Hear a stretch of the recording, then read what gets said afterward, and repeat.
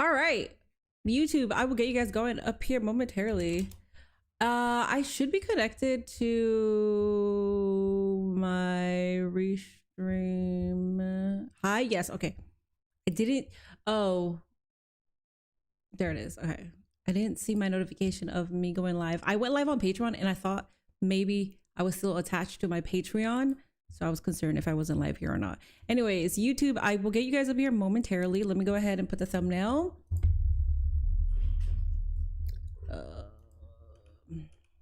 Wait, could we give points? Does it actually work now? Because I used to do that. I used to use the username and then put at BK, give 500 points, but it actually didn't give them 500 points. Unless you're saying that you found a way to do it. What's up, BK? What's up, Zendaya? What is up, Ram and Shambizi? YouTube, I'll get you guys up here momentarily. Trick Williams is definitely getting his belt back. Oh, Guatemala, my home and native land. That is the land of my ancestors. And my mom, who is bad enough that 60 years old, has way more energy than I do, and then more energy than a lot of you guys too. And that's because she grew up in the native land where she didn't grow up with processed foods and shit. So she always makes fun of me because I'm always like, I'm tired. She's like, the fuck you tired for? I'm fucking 60 and I'm still going. She's going, man. Can't even hate on her. What is up, Sean Smith, Christine, Fields, Vic and Ash over there? You're close to figuring out? Okay, cool. For sure. Zilla versus Amazing Red is on Hog. Nice. All right, guys, we are here for Friday Night Smackdown. Friday Night Smackdown. Looking beautiful as ever. Thank you. I appreciate that. I put on makeup and I've been out in the sun. I have been out. Like, I talked about this on Wednesday. I have not had a fucking day off. Yesterday, I have to commute an hour to get to my psychiatry appointment. I don't have a car. So the specialized psychiatry person that can like handle what I'm going through, which by the way, it was so funny because I requested to do it through video so I don't have to like commute the 1 hour. And I don't think the girl was supposed to tell me, but the girl was like, we actually need you to be here because we have to drug test you. And I was just like, oh, okay, whatever. You know, if you're gonna drug test me, okay, whatever. I'm good. So then I get there and I forgot about the fact that they even told me that. So I go there and I need to pee because I just got off the bus and I was there for an hour. And then I was like, where's the restroom? And then they're like hesitating. They're like, they're just like, I think we need you to, I forgot how they worded it. I think we need you to, I think we did a urine sample because we prescribed to you, right?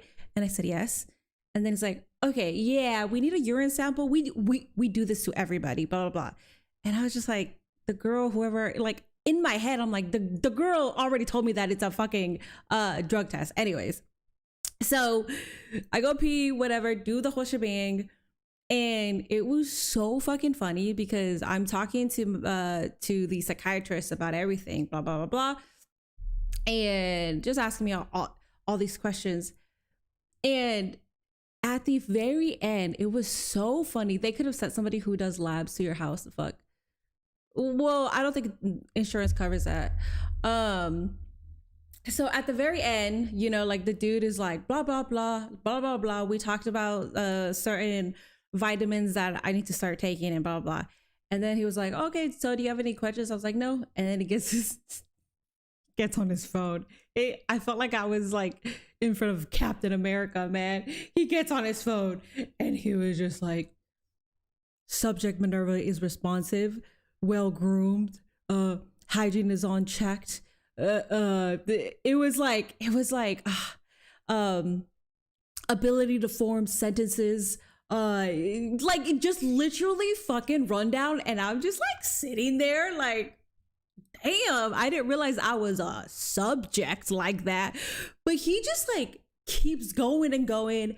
And then basically he basically was like, she's fine. Oh yeah. No signs of self-harm, visibly seems elevated mood, blah blah blah. And then I'm just sitting there and I'm just like, okay.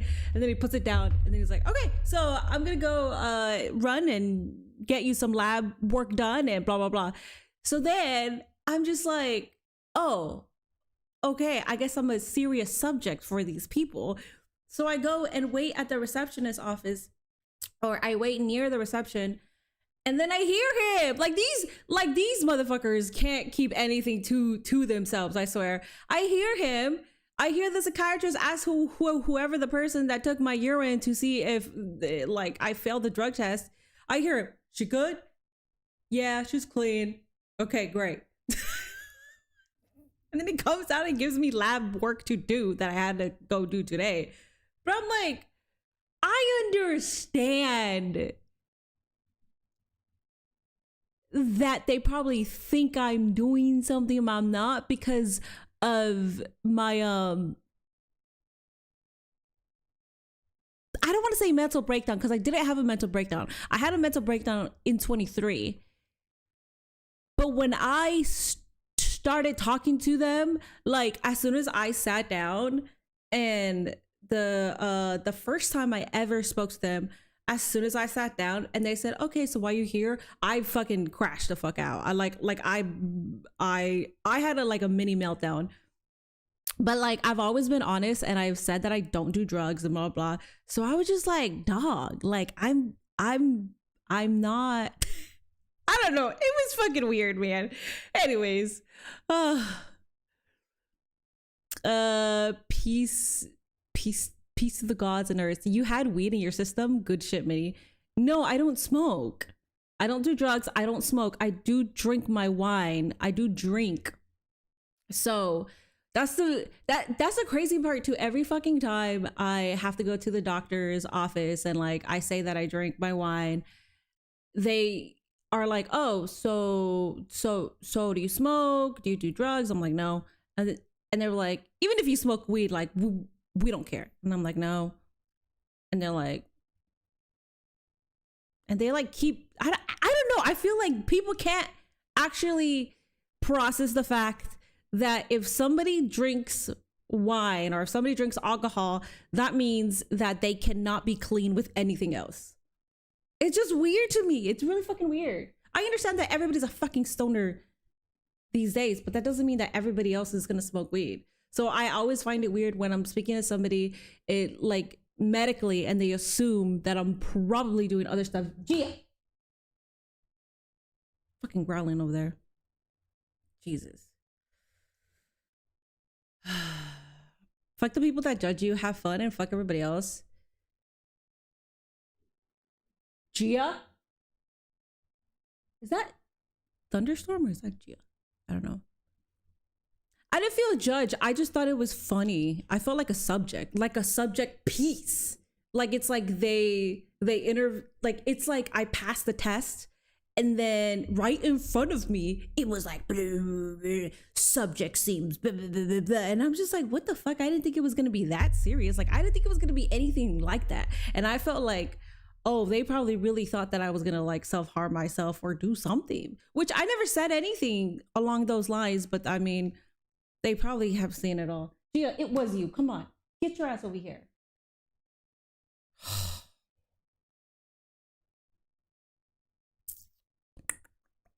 Most of us look more better in our 30s than we did in our 20s. I do. Well, somewhat, yeah. So I live that Kurt Angle lifestyle. Well, I don't. Yes, but I don't do like pills. Ugh. Everyone in my family drinks wine every meal. I'm in Italy. Yeah. So in Europe, it's more common, but here in the United States, if you're drinking wine on a regular basis, even if you're drinking at night to like calm yourself down, it's seen as a problem. And I've always been open and honest about my wine. I'm like, I drink my wine. That's how I end my nights. I like my wine, but I don't do anything else. But still, I want to be like open with my my medical team and all that. Also, what the fuck? What is this? Do, do, do. Gia's little ass don't sound like a thunder. She goes, little dumbass. Sounds like the perception of everyone else did it for the perception of you. No, which is why it annoys the fuck out of me whenever I get asked. So that's why I crash out. Like if you ever see my Instagram posts or my Facebook posts, I have the right eye drops for me. The eye drops that I use now, they're not like regular Visine drops. They're like medicated eye drops. So my eyes don't see red all the time. But if you see the way that I respond to when people ask me or assume that I'm high and I'm like, I don't smoke. And then they're like, sure. I crash the fuck out because it's so annoying. When it happens to me in that kind of environment with like doctors and stuff, I'm sure they are very used to seeing people who lie all the time. So I don't take that much offense.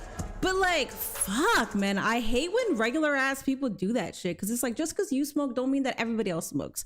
And if I ask somebody, oh, like, do you drink? And they're like, no, I'm not like, sure. The fuck, what's wrong with you guys? People are stupid. Rest in peace, Dorian Fuck Jr. Everybody, I like that they did that, yes. If Ric Flair still drinks, I'm drinking. Have you heard him? Have you heard his speech? I don't think Ric Flair drinking is a good example for you. Please don't do that. No, I am doing my due diligence so I don't end up like Ric Flair.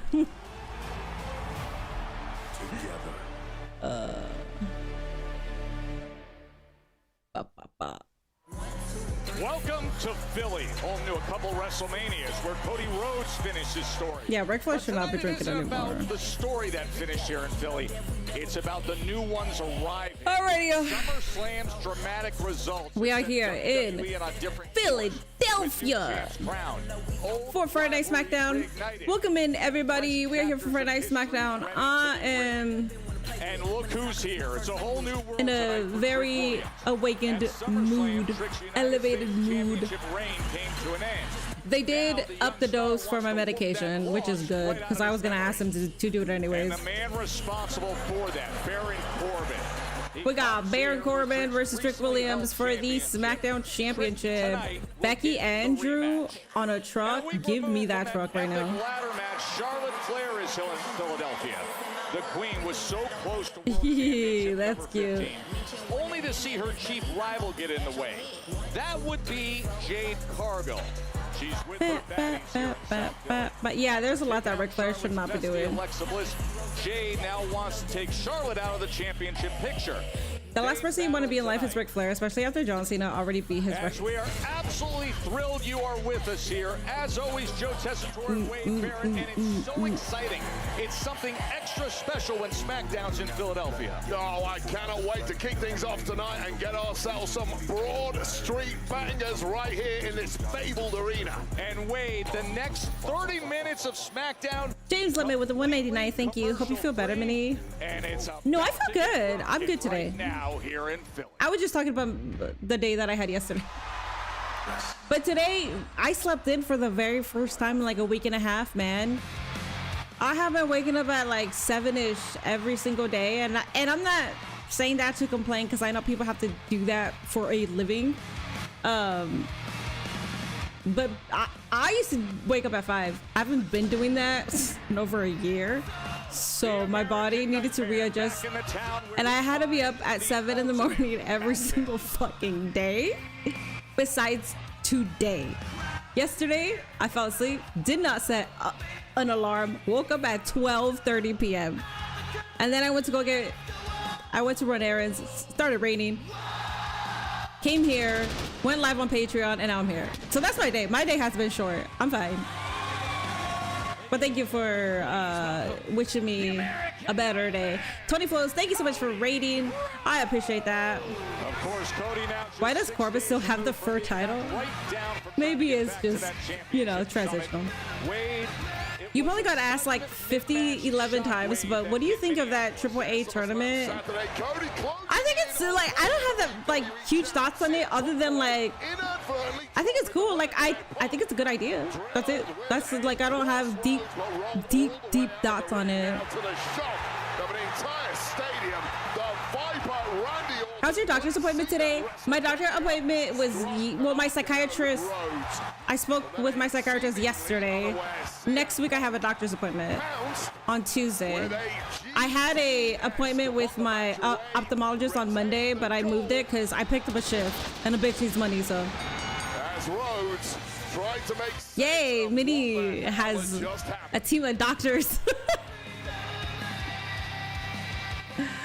Life is grand, man.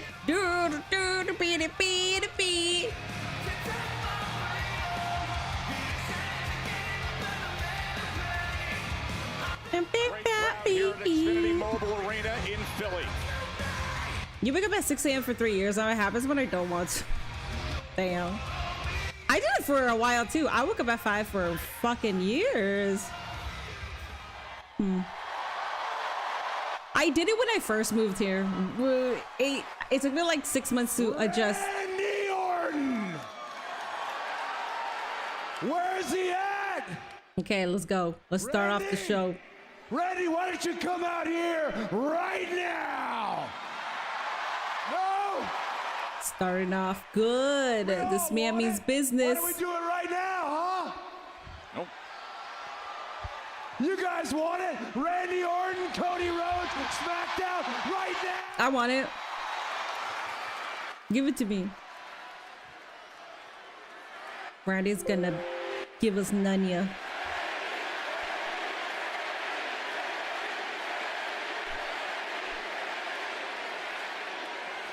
Well, while we wait for Randy Orton, I'll go ahead and say it. Philadelphia! Randy, I'm gonna need you to RKO him before he can finish this. I love my surrogate hometown, a WrestleMania city. What do you want to talk about?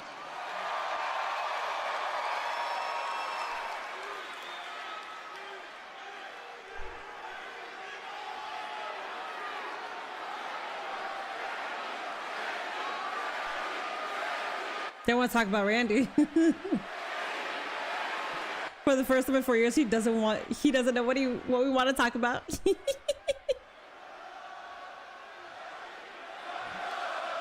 Well, first 30 minutes are commercial free, so let's do a promo instead of wrestling.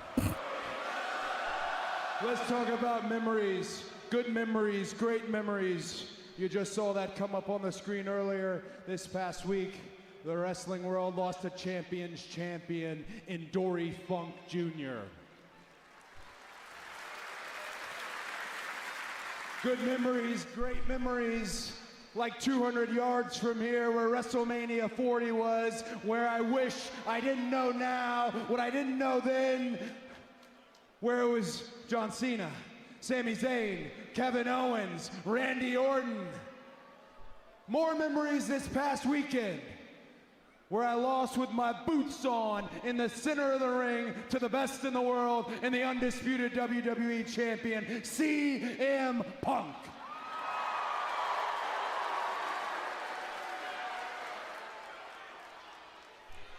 Now I am going to assume that CM Punk did not know that Randy Orton was going to roll into this ring and hit me with an RKO.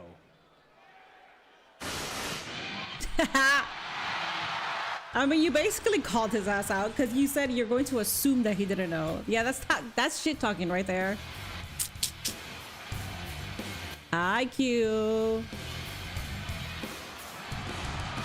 The undisputed WWE champ. What do you see? This time without Pat McAfee, please. I don't think Pat McAfee is going to get involved anytime soon. CM Punk. His first title defense in the rear-view mirror, where friendship was indeed secondary in Minneapolis. And the chief profiteer in the Orton attack and SummerSlam, albeit to the best of our knowledge, unbeknownst to CM Punk. The stunning return of the Viper that changed everything.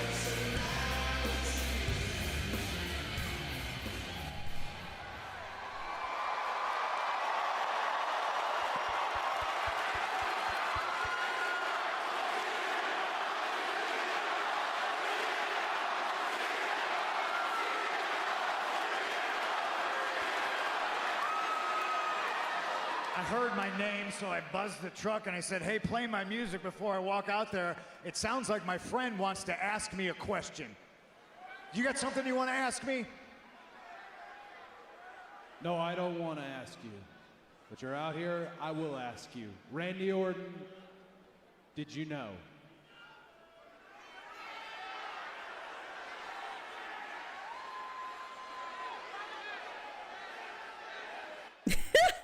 His face.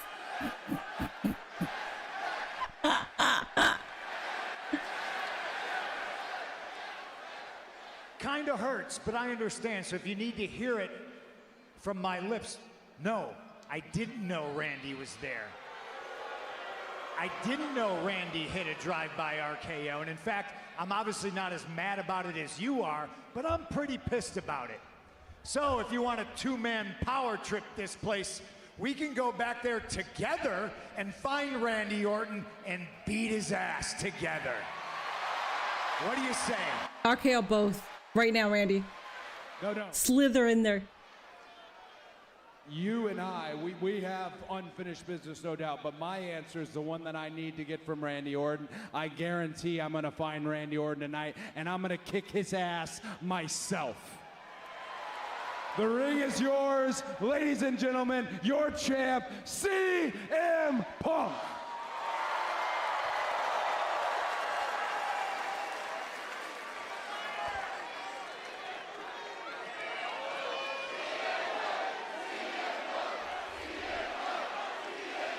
Hey, Cody. That unfinished business between you and I. Say when.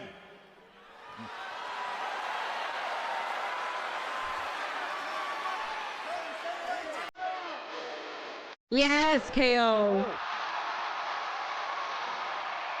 Welcome back, King.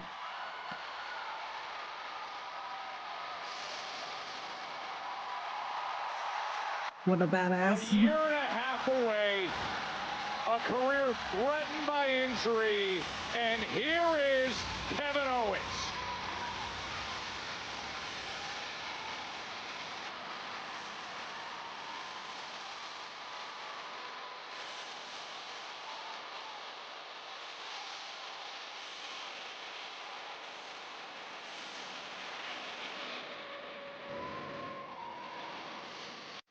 KO the return, that's the best they could do with that t-shirt. God damn, bro. Y'all are not giving Kevin Owens a shot here.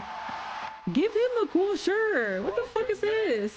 Fight Owens, fight forever. See, fight Owens, fight forever would be badass if it was just that, but the KO the return, I don't know about that.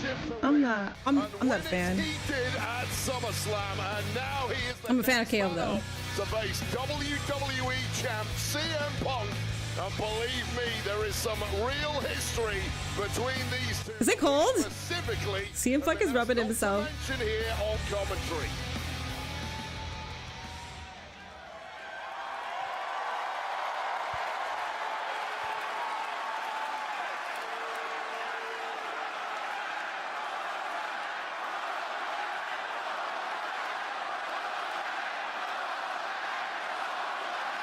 I know that KO shirts were always minimalistic, which is why I'm saying if it was just fight Owens, fight forever, that would have been a better shirt. That's why I said that.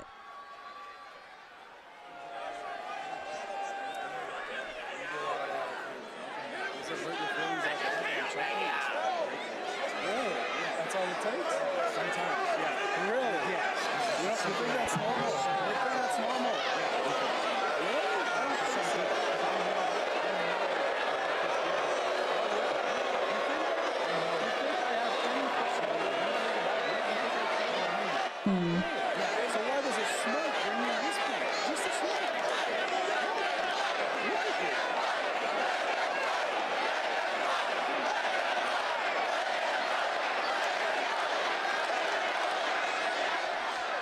Didn't even see you there.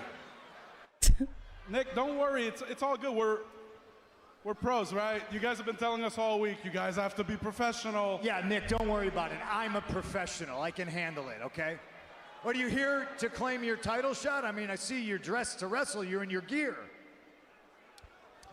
First of all, I wrestle in shorts, not pants. But if you want to know if I want to wrestle, the answer is yes. In fact, that's all I've wanted to do for the last 17 months.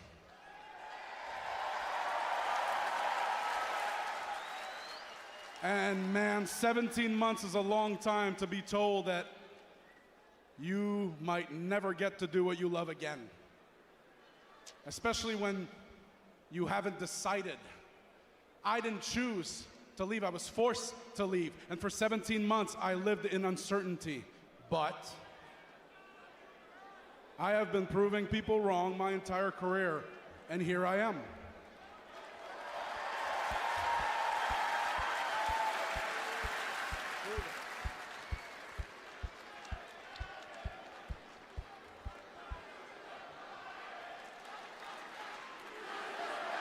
It sucks that I think the whole KO versus Punk thing is going to lead to Sammy costing KO the match and setting them up for a feud again, because that's what they usually do. That's what they usually lean on. I mean, KO back like the comeback, yes. But all this brings me to you because you're out here proving me right. Because for 3 years now, I've had people come up to me and tell me, hey, Kevin, listen, you got to give him a second chance. Phil's changed. He's different. He's a new guy. And I never bought it. Not for 1 second, because I know who CM Punk is. And you're out here proving me right by having the arrogance to tell Cody that just say when. You want another title match, say when. When in fact, I am the #1 contender to that title. But I'm not surprised that you're looking past me because you think you're better than me. In fact, you think you're better than everyone. And that is what proves to me that I'm right and that you are still the same arrogant sociopath I've always known you to be. KO's never gonna let this shit go. I'm okay with it. I like the pettiness. I'm getting closer because I want you to hear me. Arrogance, let's talk about my arrogance. Some people love it. I call myself the best in the world. It's what got me to the dance. It's why millions around the world chant my name when I show up to arenas. It's why they chanted for me for 10 years while I was gone. I don't know why you're all still out here. I'm a professional. I can handle it. I understand the flip side of the coin. Some people may not like the fact that I call myself the best in the world, but I back it up every single time. In fact, this title that you say you're the #1 contender for means that I'm the best in the world.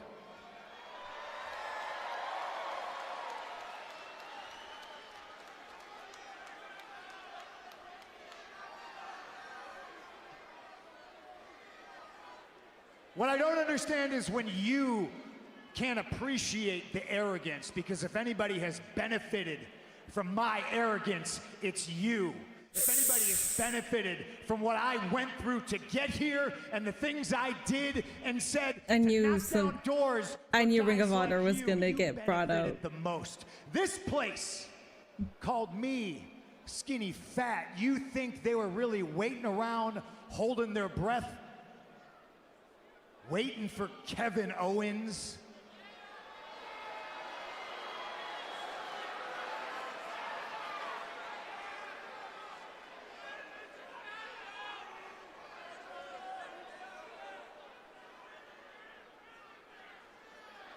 You know, Phil, it's been 10 years since the last time I was world champion. And look, for the last 10 years, I've pictured winning that title back countless times. And it's always great in my head, but I could have never guessed that something would happen to make that moment even better. Because now, I don't just get to win the WWE Championship, I get to humble you and beat your ass for it.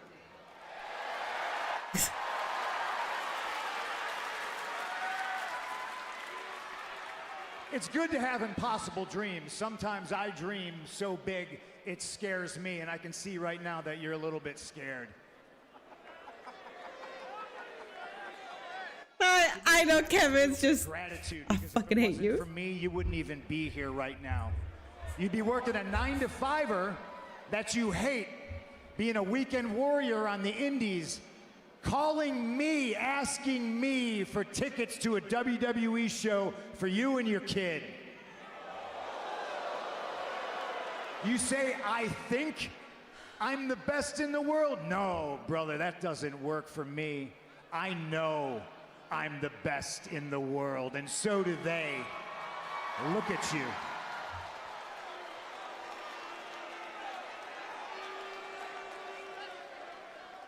Yeah, look at me.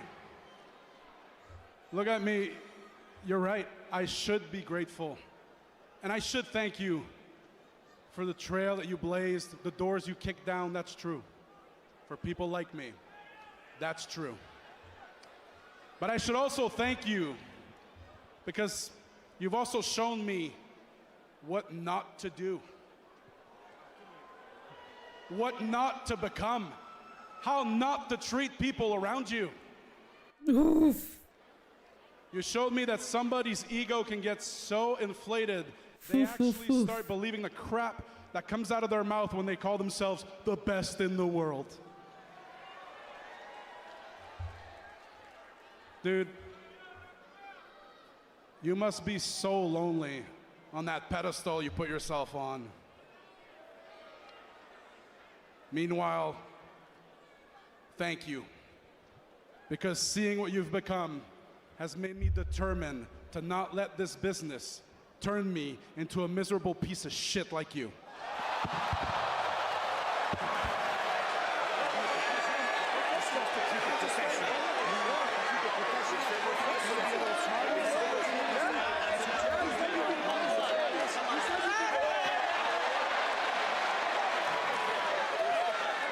The #1 contender and the undisputed champ, separated and held back. I like it because there's an actual past here. And we've all known that Kevin does not like Punk. We've all been fucking knowing this. Yeah, what are you gonna do? That's it. What are you gonna do to my neck? We're good. Let's see if we can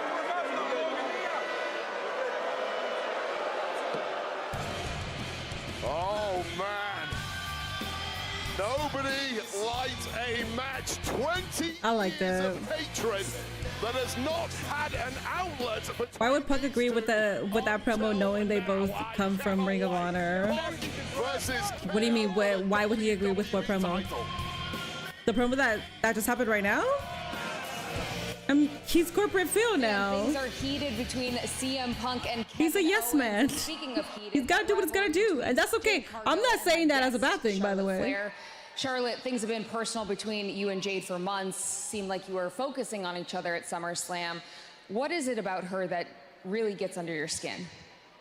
Kathy, not months, years. When Jade arrived 3 years ago, we went face to face and I saw strength, I saw presence.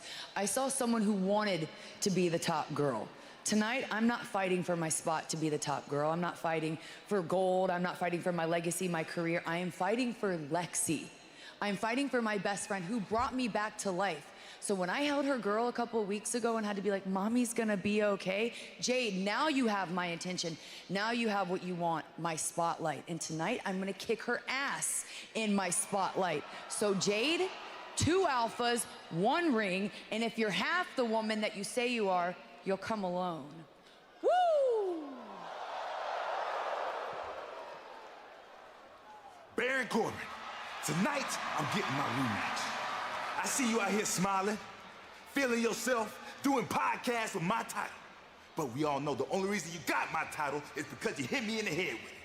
You cheated, taking shortcuts. Because we all know at the end of the day, Baron, you do not have what it takes to beat Trick Williams. So this is what we're gonna do about it. I'm gonna beat you down tonight. And there's nothing that's gonna stop me. I'm doing this for myself. I'm doing this for Lil Yachty. I'm doing this for my title, and I'm doing this for the culture. Tonight, Philly's gonna whoop that Trick, and Trick is gonna whoop that ass. Let's talk about it. Let's talk about it.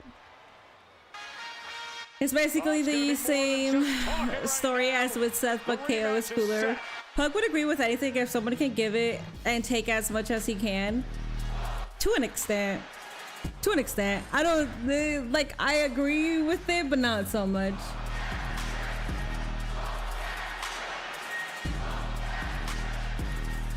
Did Corbin take the Muppet fur off the championship? It's still there. The following contest is scheduled for one. Building Charlotte versus Bliss. Damn, maybe Hunter need to keep the NXT booking look because these 3 segments were good. And the first 30 minutes are commercial free, so can't bitch about anything when the 30 minutes are commercial free. And you can see, Wade, this isn't the constant big grinning celebratory. Guys, there is a Twitch prediction. Please make sure we are predicting. We got Baron Corbin versus Trick Willie or a DQ. We got 5-10 on DQ. DQ is a very safe choice. Baron Corbin just got it, so. And we can't have Trick Williams lose back-to-back like that. Undertaker saying Trick can be the best wrestler in the world if he gets a mean streak is so right. He's a bit too happy-go-lucky at times. Devastating fall through a table for his trouble. No good deed goes unpunished, but punished in the ring. I want to say something, but then I don't. Behind the ref's back, followed by an end. I don't know how to word it, but what I will say is, like, it's the same thing what Kevin Nash said about Javon Evans. It's the same thing. It's what Willow Nightingale said, that the New Day were, they set a different precedence of what a black wrestler needs to be. That's what I'm hearing when I hear about the mean streak. That's what I hear. I think Trick Williams is fine. He has brought out that dog in him, so I don't understand why he needs to have a mean streak. I don't see that. Like I don't get that kind of, I don't get it. Other than that's what black wrestlers are supposed to be. I'm crying if Corbin loses it right back to Trick. He might. Undertaker thinks everyone should have a mean streak, to be fair. I don't listen to his podcast, so if he thinks that about everybody, then that's fine. I think like that about everybody too. I don't know. I don't know. I feel like some people are fine without even having a mean streak. I like anybody to turn heel. That's something that I always want to see. But like if they don't have a mean streak, I think it's fine. Like Willow's fine. Weeks ago, when Corbin shockingly returned to WWE, Crime Time was mean. Crime Time. Yeah. Lead up that indeed this is Trick Williams' toughest test to date. Yeah, someone the caliber of a Baron Corbin with a Philly loves Corbin ever since he gave Becky Lynch the end of days. WWE, he doesn't turn up to just make up the numbers. He still got this championship, man. At this point in his career, I don't know. I feel like Baron Corbin might lose here.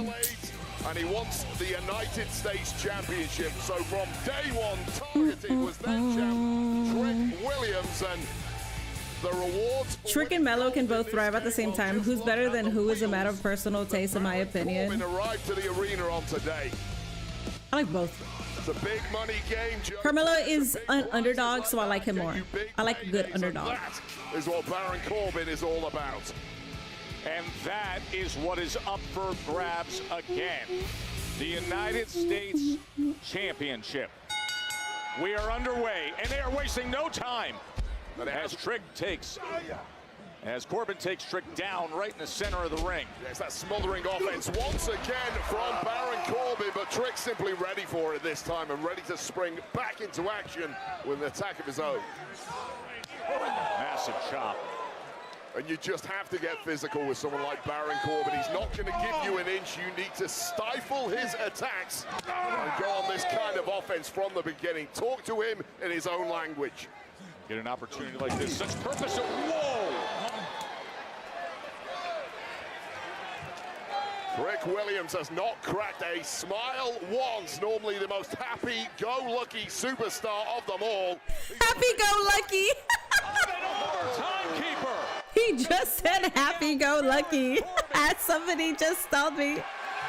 Trick is too happy-go-lucky. Undertaker wants him to have a mean streak. That is funny. In Philly.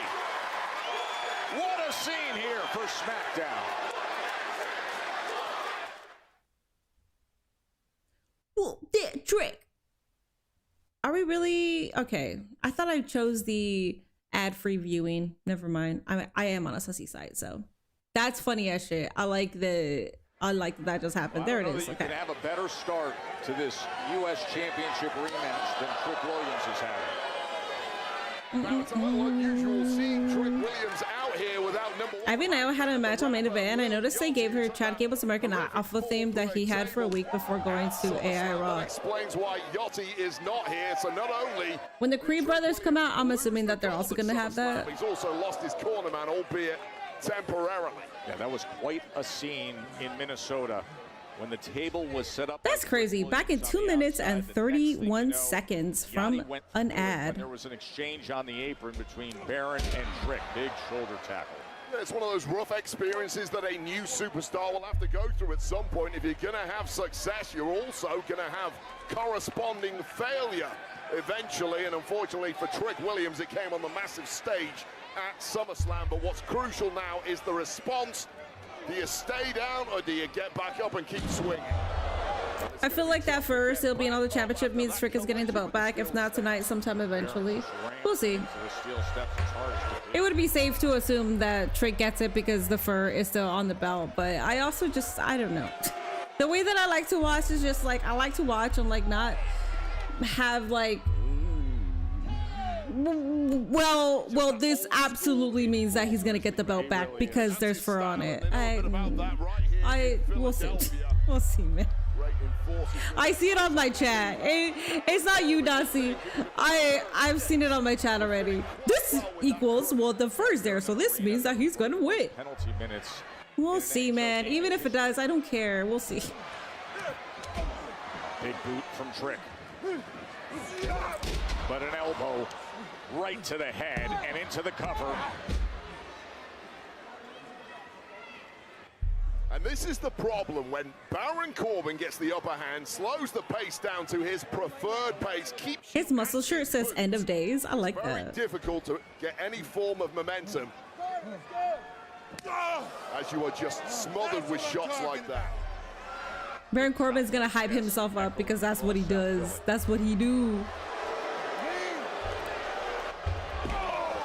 No friends, no. Too much predicting ruins it for me. Bro, you're speaking to the choir, man. I can't deal with too much predicting. Like, I can predict, but I can't deal with too much predicting. If I predict, you know what? I'm gonna do it. I'm gonna be fucking annoying right now. I'm gonna be so annoying. Probably not with this one. I'm gonna do it. I'm gonna be annoying. I'm gonna do it. Past couple of years. I'm gonna do it for the rest of the show. Cause it's so fucking annoying.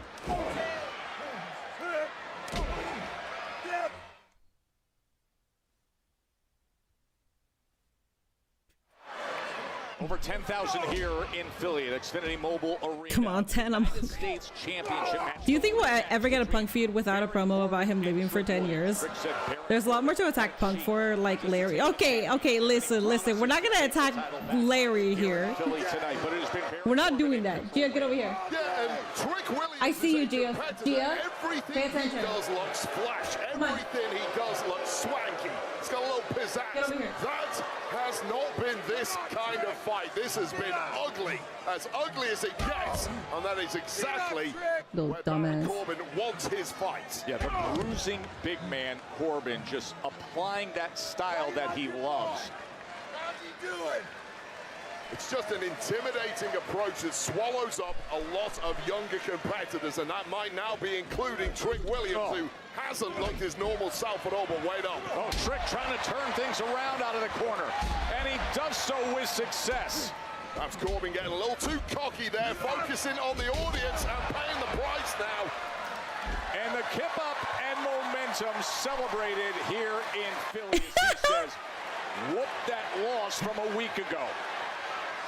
How is that happy-go-lucky? He has that dog in him. And that trick slap just to make an extra statement. And that completely buckled the knee. Let that dog rest. The dog is not resting. Gia wants to go out and bark. Gia keeps growling because there's neighbors in and out. And what a momentum. Look at this. This has been for Trick Williams. Oh, wait, you're talking about Larry. Never mind. I'm sorry. My bad. Yeah. Pounds being driven down and unable to get that championship. Wrong back. dog. I know. My bad. My bad. I thought you were talking. I thought you were talking about Gia. Another look at this high impact landing. Gia's my world, so I'm going to assume that you're talking about It's Gia. been completely rocked the past couple of minutes. Where Completely can you go from here, rocked. Trick? How deep can you dig to get back your goal? Well, he understands what it's going to take. Thank you, JD, for the 321. Thank you. I appreciate that. Massive frame of Baron Corbin, and Trick Williams just realized that. Oh, man. That trick kick delivered. Oh, and he's exposing the knee. He wants that trick shot. Well, he wants his goal back, and this is one way to do it. But Corbin with a deep six to retain. And Trick survives it. Both men hurting in a big way at this point, just as Trick was going in for the trick shot. One deep six, flawlessly executed, almost puts the challenger away. Living dangerously now is Trick. You could say he passed. I feel like he is dead. It's so harsh. Yeah, they could talk about AJ. AJ would 1,000% prefer them to talk about her than Larry. Trick delivers a big right hand. Corbin. What are your YouTube heroes? Thank you. Center of the ring on their knees and exchanging blows. Over the course of the last 6 days, they have given, they have taken to and from each other. Who can get the best of the other as we get to the deep waters? Oh, jumping net breaker. Trick looking to gather momentum. Sends Corbin out. Heavy landing for Baron Corbin. I was going to say a slugfest is not in your best interest, Trick. Oh, boy. The former NFL offensive lineman. Damn. I'm trying to turn on the annoying wrestling fan gear, but it's hard. Because I already preemptively turned off Remember what happened last weekend? the wrestling mind before I even started watching this. I can't be annoying. I want to be annoying just so you guys can see how fucking annoying wrestling fans are and sound when they want to predict everything. Meanwhile, tricky bookend.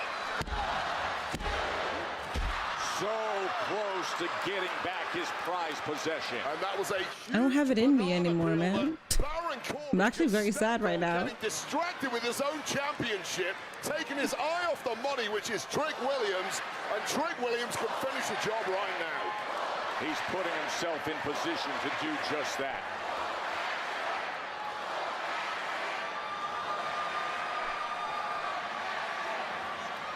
And if that powerful big knee lands, oh, but instead, nearly went for end of days. Instead, here's Trick revving the engine.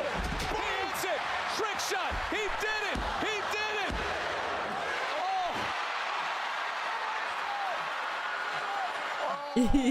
It was all Trick Williams' gold. It was coming home to Trick. But Baron Corbin with those pinpoint veteran instincts, right place, right time, grabbing the rope, breaking the count, and Trick cannot believe what just happened. Can you believe that? Oh no! He did it again! Right to the skull! The title to the head! Baron Corbin retains. Let's go. Baron Corbin retains. United States! Trick did not get it back though. Well, Baron Corbin is just a salty veteran playing games with younger talent here, but crucially, those games stack the deck in his favor behind the referee's back. That championship. That was a good match. I liked it. Right to the cranium of Trick Williams, and it is a successful first defense for Baron Corbin. Just when Trick had hit the trick shot. When are you taking off the fur? They gotta make those championship sales, that's why. They want people to still buy it.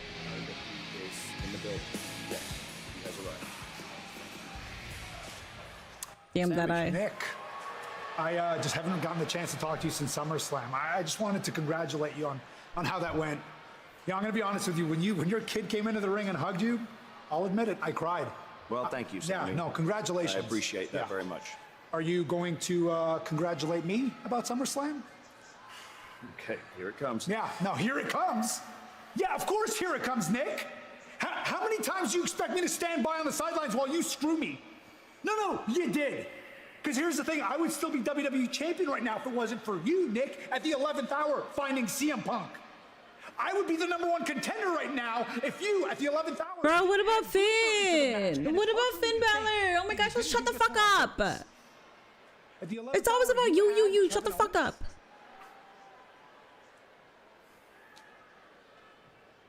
Better be Finn.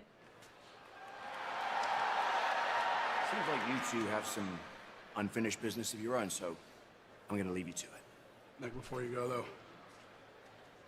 I know where I want that title match. Toronto, August 21st. I'll make some calls. Thanks. Welcome back. You don't sound very sincere. I am sincere. Kevin, no one's happier than I am that you're back. I spent the last year and a half not knowing if our last match in Toronto was going to be our last match ever. You think I'm not happy? Of course I'm happy for you. And now you come back all this time later, and now you have a title opportunity. You could become WWE champion in Toronto. Kevin, of course I'm happy for you, but I need you to understand. I need you to acknowledge the fact that your return 100% screwed me. Screwed Finn Balor too. 100% came at my expense. Okay. Can we And not Finn Balor's. Yeah, me coming back that way did mess things up for you. Can you say sorry? I'm sorry. Thank you. Affected you that way. That means a lot. But can we acknowledge that had you been in my position, you would have done the exact same thing? You know that's true. Nick Aldis calls you, tells you he's going to put you in a #1 contenders match after you've been away. Nick Aldis called him. You wouldn't have said yes. You know you would have. Okay. And you know what? People, Phil can imply that I didn't earn it, but the last match I had before leaving, I won. And I beat one of the guys in the #1 contenders match, which happened to be you. Okay. Fair enough. Okay? Good for you. And in all honesty, I want to see you become WWE champion. I would much rather see you as the WWE champion than CM Punk. And if there's anything I can do to make that happen, I appreciate that. I know where you're going. You know how long I've been waiting to get him in a ring. Okay.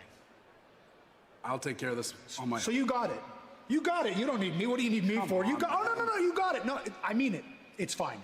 Handle it yourself. I get it. Just understand one thing, Kevin. Don't expect me to stop chasing what I want just because it happens to be what you want.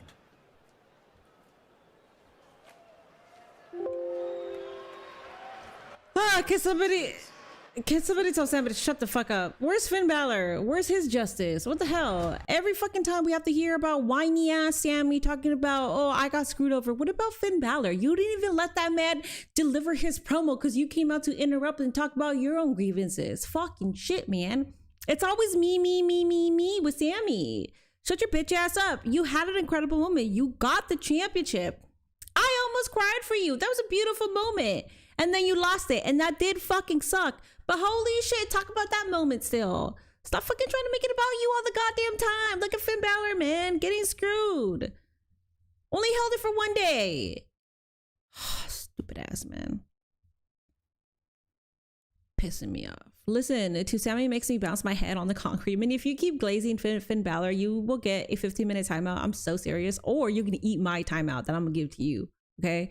Because we're not going to be disrespecting no Finn Balor here. Here, eat that timeout, ya bitch. The hell? Justice for Finn. Sammy is a big crybaby. He reminds me of somebody that I know that I'm not gonna say one of my mutuals. It's always me. Like, shut the fuck up. Rubs with the 199. Win Balor 2026. That's what I'm saying, man. That's what I'm saying, dog.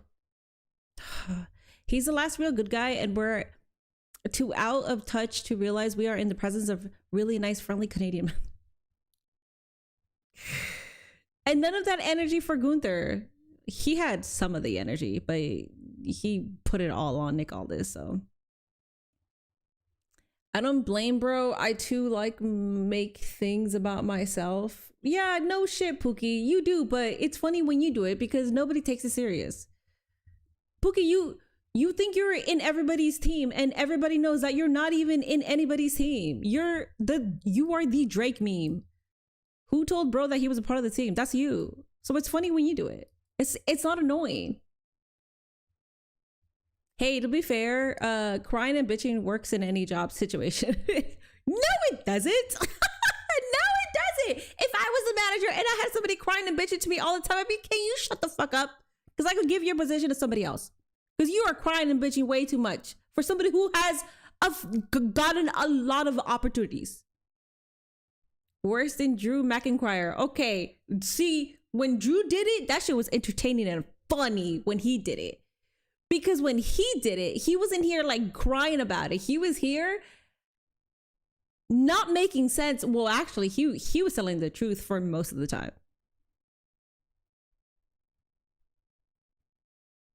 Somebody did catch a mean stray. Yeah, I'm tired. Man, I am so tired. I had to mute one of my mutuals today because it was, oh god, it's so annoying. Me. Shut the fuck up. God damn. I get annoyed, okay? And as a person who is a huge person, or I'm a huge person, guys. As a person who is a huge mental health advocate, I hate seeing the me stuff because I'm like, holy shit, can you imagine the amount of people that are actually going through shit? The amount of people who aren't online bitching about the most simplest things, but you are bitching about simple things. And you just expect people to like be okay with you bitching because as soon as somebody's mean, oh my God, they're being mean to me. I am a mental health advocate. Fuck all that shit, man. Doing the whole me.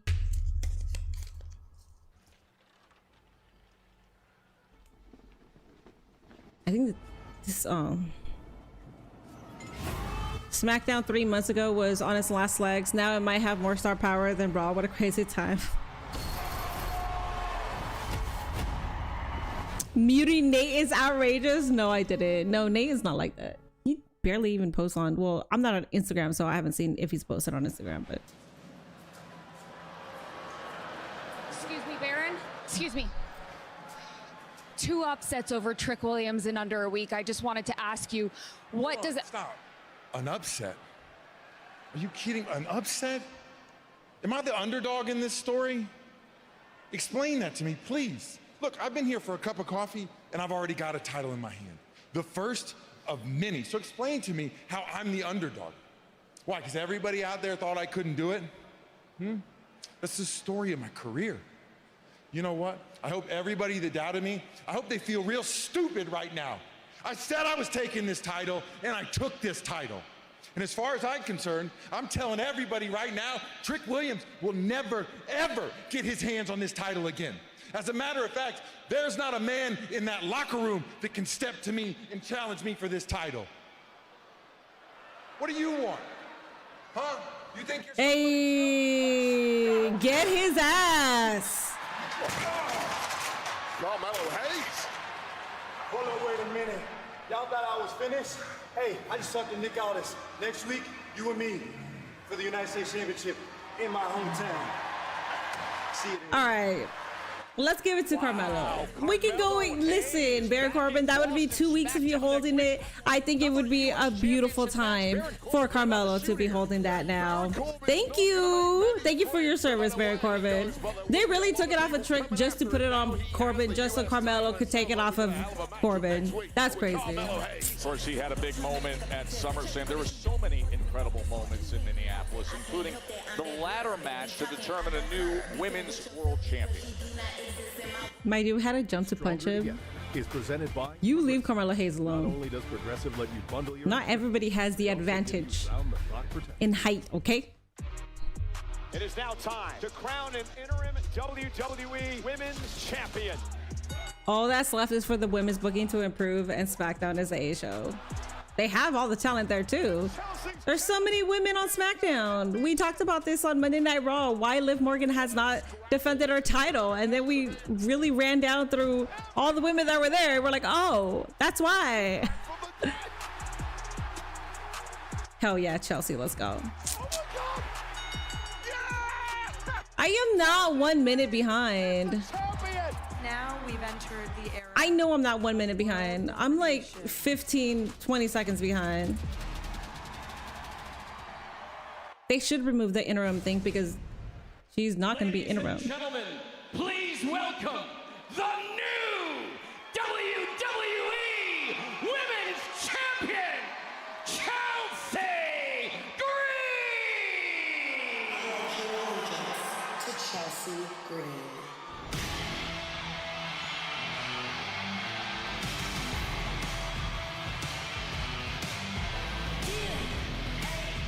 Hey, the interim is scratched out. Permanent champion. Yes.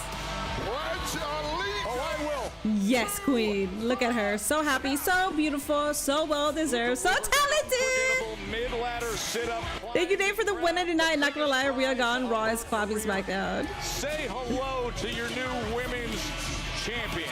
Oh my word. So many possibilities in that ladder match. I think Chelsea Green was generally seen as the least likely victor.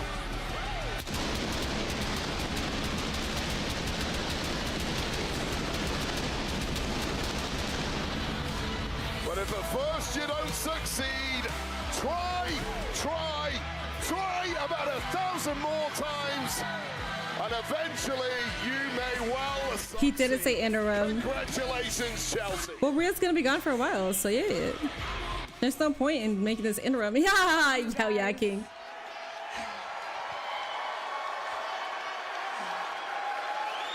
You deserve a chance. You deserve it. You deserve it. Chelsea now has one WWE World title more than her husband. Appreciate you guys sticking with me from the beginning and pledging your allegiance. Because of each and every one of you cheering tonight, you're a huge part of the reason why I walked out of SummerSlam. Your new WWE Women's Champion.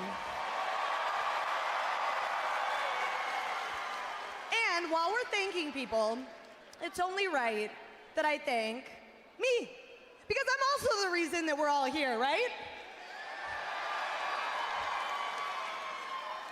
And lastly, I want to thank my beautiful, stunning, gorgeous, blonde bombshell of a best friend, Tiffany Stratton. You think Tiffy's going to be happy with you after what happened? Interesting. I want to see what dynamic is going to happen here. All week long. Who used to say Chelsea Green? Samantha Irvin? Melo missed the last 6 PLEs. Now we're supposed to believe in the guy. Vern, I'm telling your ass out again. How about you stop hating on Melo, bro? Put the fries in the bag already, Vern. Let it go. It's not his fault. It's booking's fault. Bye-bye. Bye-bye, bitch. Tiffany Stratton off the top of the ladder. Imagine the pop that Rhea is going to get in 2027 when she returns. In that kind of competition. Thunderous. I think she'll return Sorry soon. for what happened on Sunday. Oh, no, 2027. You're right. 2026 right now. I know that our friendship is stronger than that, right? Our friendship's stronger than that. Right, okay. So, with that being said, I called you out because I want to make a toast to strong female friendships. Let's make a toast. Chelsea, that's actually why I'm out here. I wanted to talk to you about something.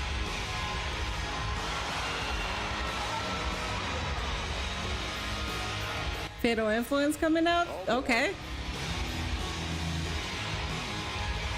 All right. JC Jane on the mic. All right, that's enough of this cringy little soap opera we have going on right now.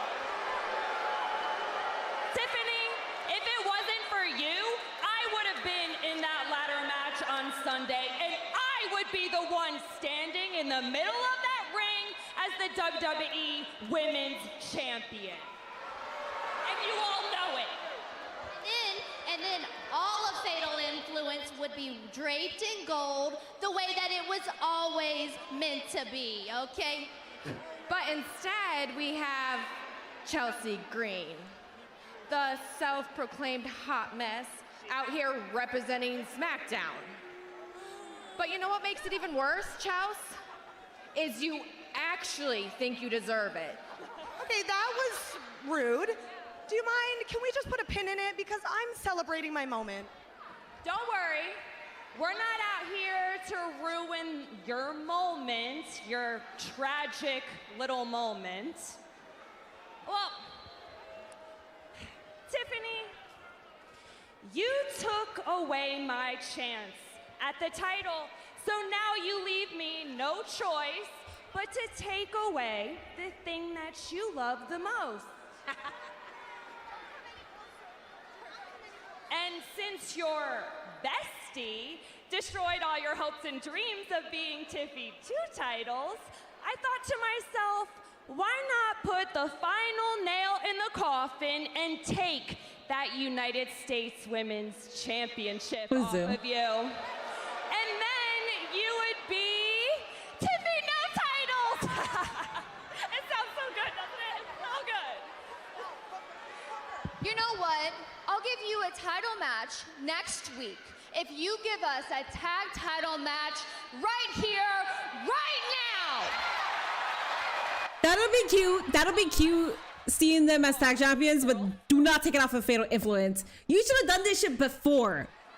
Instead of it being Paige and Brie for so fucking long, you should have had those tag titles on them way before. This is Fatal Influence's time. We're not about to do this, okay?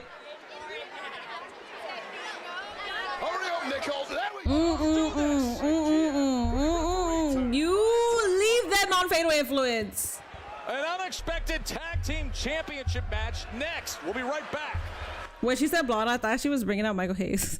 JC Jane and the tag champs whose names nobody remembers. Lainey Reed and Fallon Henley? Excuse me? The fuck are you yapping about? Carmelo has aura, farming, and training to be at the top. That's why we didn't see him. Yes. Chelsea 2 belts mini, shut up. Chelsea 2 belts would be fantastic, but Fatal Influence, they need to hold these tag titles. No, I am all about building up the newer NXT talent that have been moved up. I am all about that shit because we have seen certain individuals who have been pushed and then we don't really know what the fuck they're doing, which is Carmelo Hayes. So I don't need them to repeat that with Fatal Influence when Fatal Influence is doing some of the best work out of any of the NXT talent that they moved up during that time. And I'm not blaming Blake Monroe. The booking fucking sucks for Blake Monroe, but at least they're booking Fatal Influence.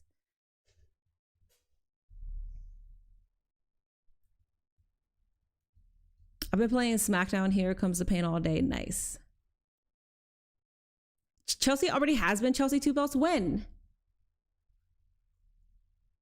She was the United States champion. Oh, wait, she was wasn't she the United States champion with the mixed tag in AAA? I think she was Chelsea 2 belts, but yeah. We interrupted the greatest coronation of all time for this bullshit. What is this Fatal Influence hate? Coming from Lab, listen. When I don't know certain personalities, people are like, oh, I don't like Fatal Influence and whatever. But I feel like when somebody usually knows ball and like knows talent, and then they're like shitting on somebody who I think is like absolutely talented, it confuses me. And this is me giving you a compliment lab. Do you get what I'm saying? Like, this is like if Zendaya is like, ah, fucking Fatal Influence sucks. I hate them. Huh? What? That's so fucking weird. I can't stand this shit, man.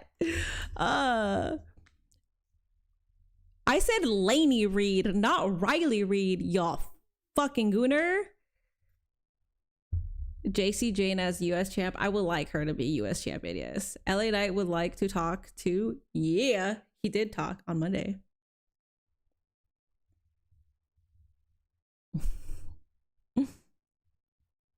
Everyone can't like everything. That's not even close to what I said. Not even remotely close to what I said. Chelsea legit deserves a better segment. Oh, she absolutely does. But that's not Fatal Influence's, that's not their fault. It's not Tiffy's fault. Also, this is how they booked the segment. Be mad at the bookers. Don't be mad at Fatal Influence for that. Jane wants Tiffany Stratton's United States. But Chelsea does, yeah, Chelsea deserved a way longer coronation for sure. Match right now, and I'll give you a U.S. title match next week. Fatal Influence huddled, they accepted. So here we are, Wade. We got ourselves a championship match all of a sudden on Smackdown. And there's several women in this match on a real hot streak right now. We've already covered off Chelsea Green and her epic victory in that ladder match, winning the WWE Women's Championship. But of course, Fatal Influence also successful at SummerSlam. 6-woman tag against the Bellas and Paige, and there was some major fallout from that match between the Bellas and Paige. We'll hear more about that later tonight, but Fatal Influence staking a major claim to being the women round here on SmackDown. Boy, how good of a feeling for Chelsea Green to come out in front of this massive crowd here in Philadelphia as the WWE Women's Champion. Look, we've been fans of Chelsea Green for many years, but the truth is it was a huge shock. Even you have the U.S. champ and the women's champ in the ring, but you challenged for the secondary title against Lainey Reed. Enjoyed, and now it's the United States champs' opportunity to come out here and show out in front of this massive audience. I feel like if she wanted a challenge for the women's champion, that would be more difficult to get, and I think that's why she got the U.S. championship. I don't know. Proving her point in the center of the ring. That is why many call Tiffany Stratton the greatest athlete in all of WWE. Got a long way to back up that claim right there. But Fallon Henley, as vicious as she is, knows a thing or two about athleticism too. Former North American champion NXT, Fallon Henley looking good here.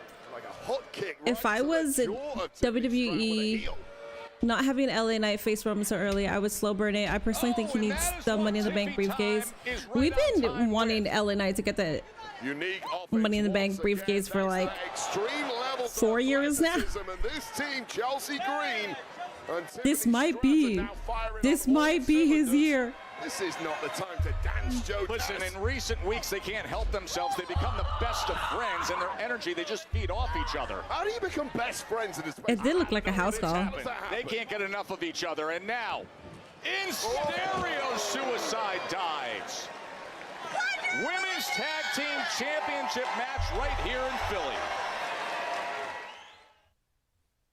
Maybe they challenged the U.S. because the other one is still interim. Possibly. I don't think they're calling it interim, but I understand what you're saying because they haven't really established if it for sure. It like they haven't established what could happen with this championship reign yet. They called it the interim champion. JC Jane up on the apron. The leader of Fatal Influence, pivotal there in getting her ladies back on top. Salute that, Joe Tess. So maybe that's why. I'm not so sure. I've had interim positions, the WWE Women's which meant that I was contracted to work from here to here. So I don't know if they're going to be doing the same thing or not. Completely dominant since arriving here on SmackDown, culminating in that huge victory, gaining the tag team championships that are now at stake in this matchup. And Lainey Reed and Fallon Henley can afford no slip-ups whatsoever. If I was getting a tag title match out of this segment, you would think Jimmy Fallon... What is wrong with this man? Why do I already feel the Tiffy betrayal? I thought she was gonna come out and betray her there. Toughness that took her to victory in the ladder match at SummerSlam. Slowly getting ground down here. Chelsea able to get that left shoulder up. Yeah, Chelsea really needs a tag here. Tiffany Stratton on the outside. Hi, bad doll. Pretty much fresh as a daisy, but trapped on the wrong side of the tracks now is Chelsea Green, your WWE Women's Champ. Worst place to be, right in that corner with Fatal Influence. Oh, did Zilla lose? There's Fallon Henley with that running right hand. And stacked up Chelsea, just a count of one. And once again, it has been that numbers game of Fatal Influence that has been so successful a strategy for them over the years, both in NXT and here on SmackDown. And it's JC Jane calling the plays. And they are plays that are simply textbook and working. And now you're seeing every aspect of Fatal Influence coming into play as Chelsea somehow survives that. Fatal Influence just look ravenous for violence. And Chelsea Green at this stage has no answer, and Tiffany Stratton getting cheap shotted for good measure. And hopeless as she is locked up in the center of the ring. Just desperate to get to Tiffany Stratton. Trying to break free for a moment. Oh, but at the very last second, Fallon Henley denies her. Yeah, Fallon Henley had to. Are you fine with me saying that JC Jane is the only good member of Fatal Influence? Yes, I'm fine because you don't know ball, so I already know whatever you say is like whatever. It's a bit. I'm automatically rating the SmackDown a 10 if. Maybe some hope there for Chelsea Green. Are you good? Oh, and a right hand sends Fallon Henley out to the floor. Oh, Chelsea time wins. That's what you're calling. Okay. I was like, what the fuck? You have been calling Lainey Reed, Riley Reed, and then Fallon Henley, Jimmy Fallon, and then I thought you were calling Tiffy time Chelsea time. I was like, what the fuck? Stupid ass fly. There's a dumb bitch ass fly in here, and I want to kill it so bad, but it hasn't landed in a position where I can smack it. It was oh my god, it's right here. Okay. Last minutes of beatdown to the WWE champ now. It has all changed in the blink of an eye, and the US champ Tiffany Stratton going to town. Cartwheel Alabama slam, and now Stratton up top. Gold on the line here in Philly. Swanton delivered. Oh, but a massive right hand comes in from Fallon Henley. I mean, that could have been game over there if not for Fallon Henley coming in and throwing a haymaker. Chelsea Green, I believe now, is the legal woman in this one, and just a step ahead. Oh, looking for him prettier. Looking for him prettier. But gets sent into the corner.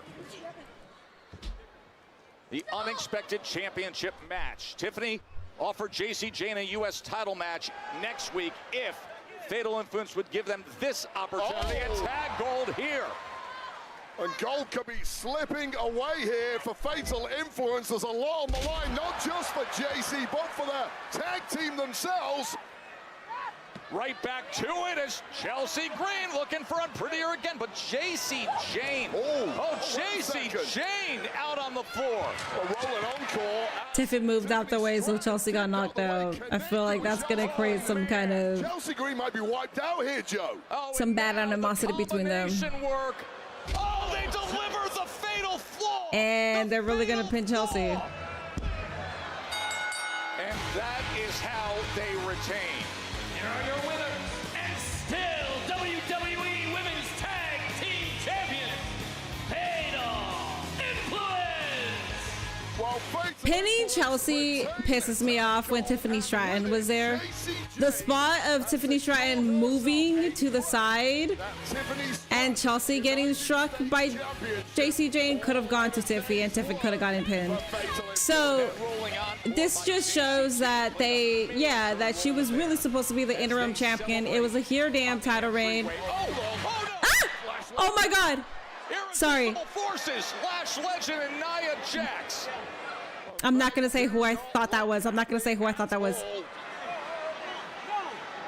Lot of gold floating around in this particular match. None of it belonging to these two. Why the fuck? This is so stupid. They're so irate, and Nia Jax now on her well-trodden. Chelsea Green couldn't say whatever the fuck she wants to say, and she should be able to say whatever the fuck she wants to say if she's the women's champion. The men can do it. Why can't she do it without facing any repercussions? Fuck all that. Watermark of her career. And now Nia and Lash standing over Chelsea Green with her well-earned championship. It's Slash and Nia. The MFTs after the match against the War Raiders last week. What are your thoughts now that they're aligned with Hall of Famer Haku? It's like the same thing over and over. We beat the MFTs for these tag titles. Then they jumped us. Then we did what we do best and beat them again. Last week, they did what they do best and jumped us again. I get it. They have Haku now, so now the level of threat is a little different. But what are we supposed to be afraid? No, I got Ron Killings. I'm Damian Priest, former World Heavyweight Champion and current Tag Team Champion. If the MFTs want to get their asses kicked again, or they... Oh, now you're upset. That's real cute. We've been chasing you down for weeks for a shot at those titles. We will be double champions. It's only a matter of time. But first, the MFT's got a hard lesson coming their way. So what, we supposed to be scared of y'all? Yeah, that's what I said. We ain't scared of no luchadors, the Faces of Fear with me, the Road Warriors, or the Legion of Doom. Hawking Animal either. Yo, same people. That's what I said. You know what? I done talked to Nick. We defend our titles against y'all and the MFTs next week on Smackdown. Wait. We get to drop you and the MFTs and take that gold? Hey, last week we go title for title, and next week we defend ours, but Nick didn't mention the AAA tag titles. He didn't mention the AAA tag titles. How convenient. And when we come back, because we know that Tiffy is better, or am I allowed to say it? You're allowed to say your opinions. My beef was with Lab because I feel like Lab knows ball, and so him like talking shit about Fatal Influence like that was actually wild. You could say your opinions, that's fine. I don't think it should be determined on like who they think is better, because Chelsea is our women's champion right now and people are happy about that decision. So when you pin her when Tiffy was clearly right there, and you don't even have her defend her US championship until next week, you put her in a ladder match for the women's champion, even though she already had a title. Yeah, this seems a little biased here. This seems like they're picking their favorites. So it still makes me very angry, because Chelsea is our champion now. Treat her like a fucking champion.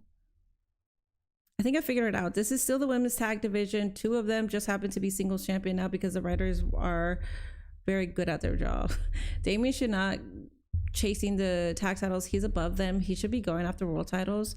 It's fine that he's chasing the tag titles, because you can only have so many people chasing the world titles, which is why Alexa Bliss and Charlotte were also holding the women's tag champions. Lash and Nia get eliminated chances for everything, bro. What the hell? They got like 10 chances at the tag titles. Nia had 70 matches with Tiffy. Yeah. I thought Nia would finally play the support role so Lash could get a shot, but nah, just Nia again. Will eventually lead to a breaking of some sort. So, my God, that pisses me off. This has been a solid Smackdown so far. It's been solid. I don't like pinning Chelsea. That should actually piss me off. Man, I know all the ball. There's a couple of you that I trust with like understanding talent. Even if you don't like them, at least you know that they're talented. A lot of wrestling fans watch with the lens of who they like and who are their favorites. But let's say they don't like a certain people, all of a sudden they suck. It's not even like, oh, I know that they're good, but I just don't like them. That's, you know what? I respect that. It's more so now he sucks. He's boring. She sucks. She's boring. Just because they don't like them. I don't like talking wrestling with those kind of people because I feel like I can't even have a good conversation. Do you get what I'm saying? Like, it's hard to have a good conversation and an actual intellectual conversation when it comes to people that are just not gonna like somebody just because they just don't like them. It's fine if you just don't like them, but to say that somebody sucks just because you don't like them is fucking insane. I'm trying to think of a wrestler that I personally don't care for, but LA Knight, fucking LA Knight, man. I've been telling you guys for so long. I am not an LA Knight fan. I like LA Knight, but I'm not like a fan. I'm not a part of the fan base of like, fuck yeah, man, LA Knight, ride or die, him above everybody. Like, no, but I understand that he does deserve a WWE championship. I know that he deserves that. He's not necessarily my favorite though. I feel like it's not that hard to fucking do. And some people hate the person. They don't hate the character. Like the Charlotte hate. They hate on Charlotte. They hate on Ashley. Like, they hate her. And it's all purely booking. That's why they don't like her, because she got booked into these championship positions, but for some reason they just hate her. Like, it's fucking weird. I can't stand that shit. Damian is chasing titles in Triple A. Well, he showed up once. I don't know, but I didn't see last week's Triple A episode, and I'm not gonna see this week's because I'm working. I'm not gonna be live tomorrow, guys. I work. I'm not here to write fairy tale stories, and I'm not here to feel good about anything. I'm here to cause... That's the problem when you just throw the title on people without at least trying to make them believable.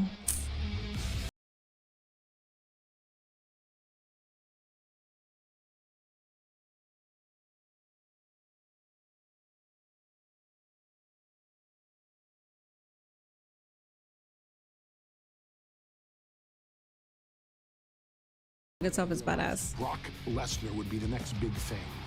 I used to hate Charlotte, but she finally run me after all these years. Eyes on Brock. It's fine if you're hating the character. I'm not saying that you can't hate the character, but because of the booking and her character, people hate her, like hate her as a person. They take it too serious. We've ever had in this business. There was such a mystique around. Like, if you're gonna hate on somebody, like hate on somebody who's been a part of like a lawsuit, you know, like hate on somebody for sexual harassment.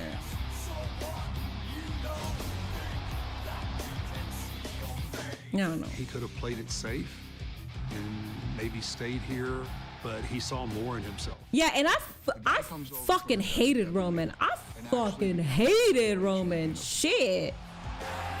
I've grown as a wrestling fan though. It's impossible to do. I can't hate on him anymore though. He's great.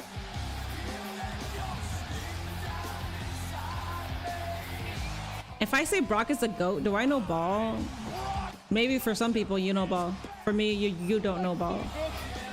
I mean, we ain't gonna rise above the hate we might have on a wrestler. The streak is over. My eyes got about that big. I said, holy, the streak is done. He's probably the most outstanding athlete I've ever seen. The most I love this song. combat sports athlete of all time. A lot of people paid a lot of money to see Brock kick the shit out of him.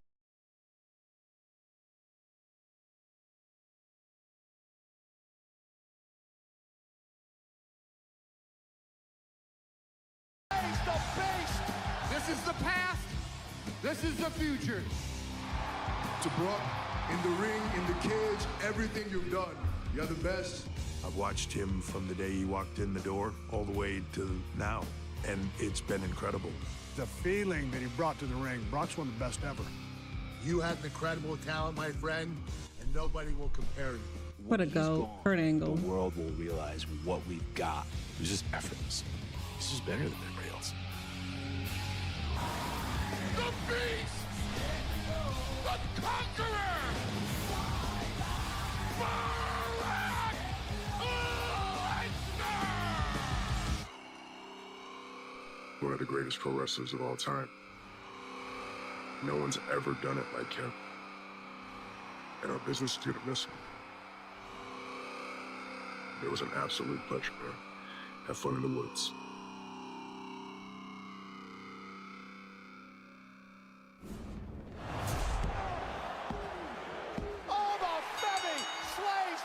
Conrad Thompson was smoking his weight in crack, calling Roman the most overrated wrestler of all time. I saw people shit on him on Twitter. This is the past. This is the future. I'm here today to do this interview to let the world and everybody know that I am retired, and I wanted to say a big thank you to everybody. Saturday for Brock Lesnar, that's it. That's it for me in the squared circle, and everybody that believed in me and took a chance on me, and I'm just grateful, Pat. I'm so grateful. Thanks. I can't believe it. Truly one of one. The legendary Brock Lesnar. Your sign is upside down. Somebody's trying to hold their sign. Let's go, Randy. Can we get a Maya Lesnar video package instead? Yo, that is what I'm talking about. I love Maya Lesnar.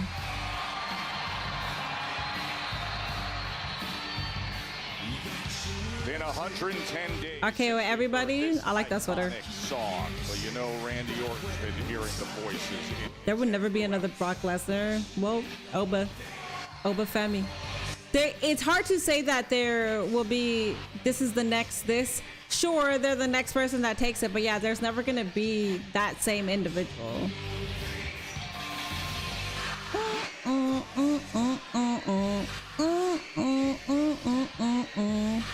At least when Oba wins the world title, he don't got to worry about Brock's music hitting at the end.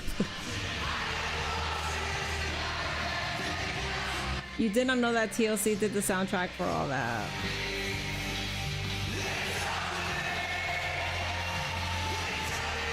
I feel like Randy is aging backwards. Every single time I see him, he just looks so much more fresh. He looks brand new. I want that sweater. Holy shit. I'm gonna need that. Please welcome the Viper, Randy Orton! And he heard those voices last weekend in Minnesota in the midst of the Undisputed Championship match.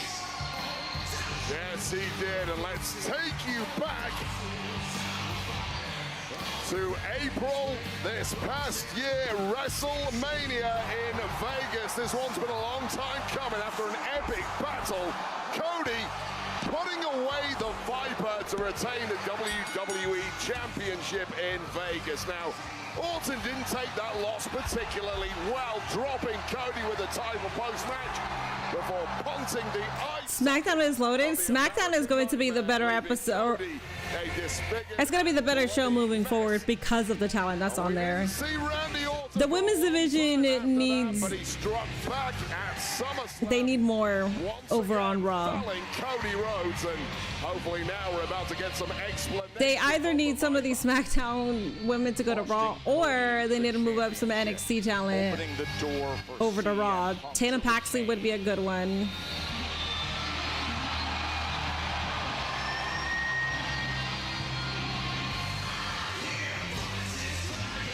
SmackDown does not need to go back to 3 hours.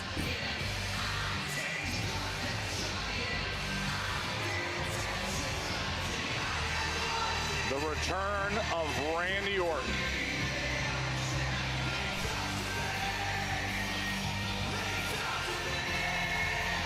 You heard Tatum was spotted backstage at SmackDown. Damn. Libra's on Raw.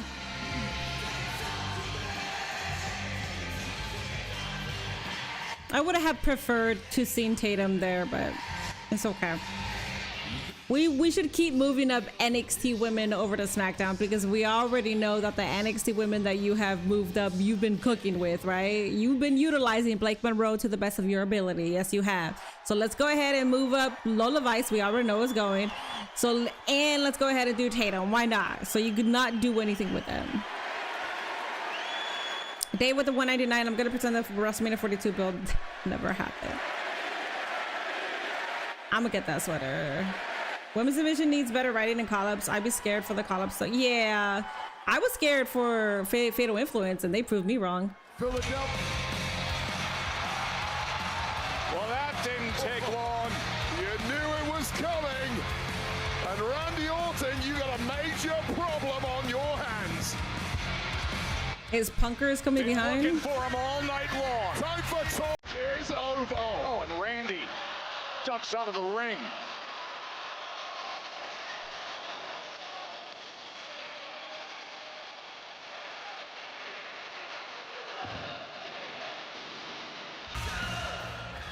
What are you waiting on? You know it has to take place in this ring. It's been 100 days. I know you want it. Get in this ring right now!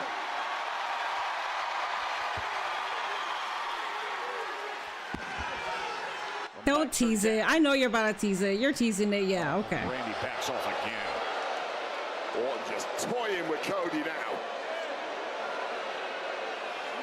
Nick Aldis. Referees and producers. Really? Really, that's how we're gonna do it? When we know where this all ends up? I know you don't answer to anybody.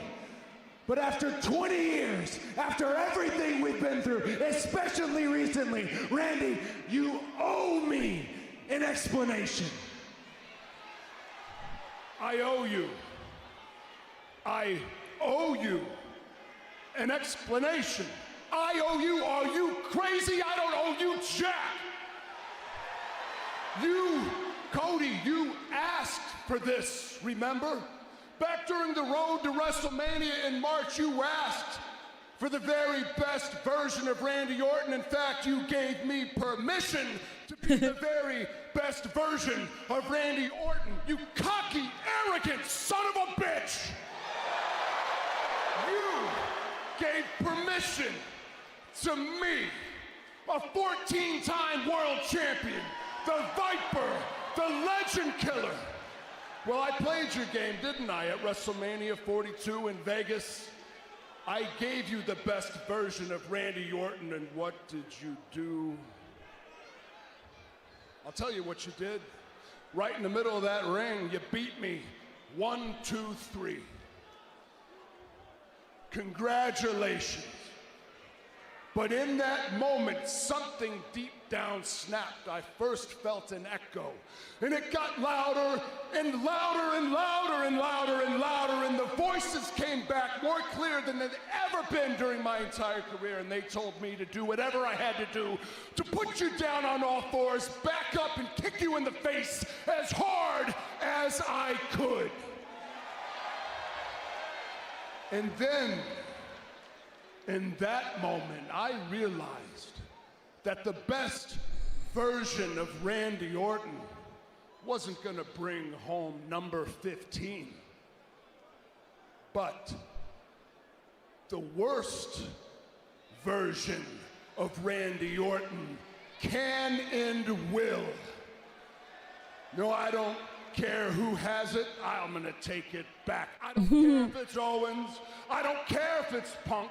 But if there's one thing I know, I will not be taking it from you, Cody, because as long as there's air in my lungs, I'm gonna do everything I can to make sure you never, ever, ever, ever are WWE champion again. Right.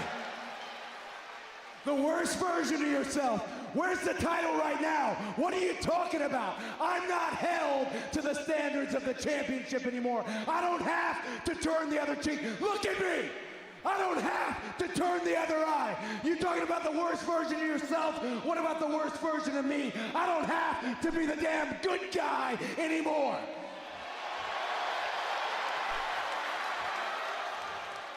Forget about the title. Know what needs to take place in here.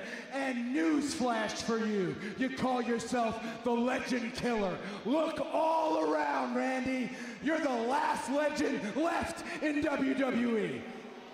Damn. So Rey Mysterio too. Who kills you?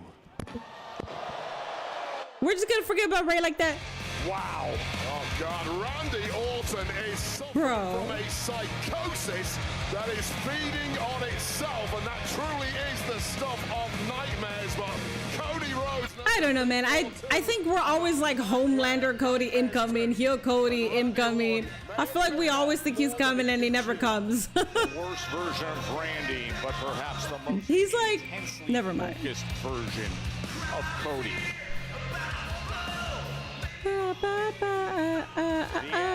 Thank you, Fallon, with the 10 jewels. I appreciate that. Thank you. Whoa.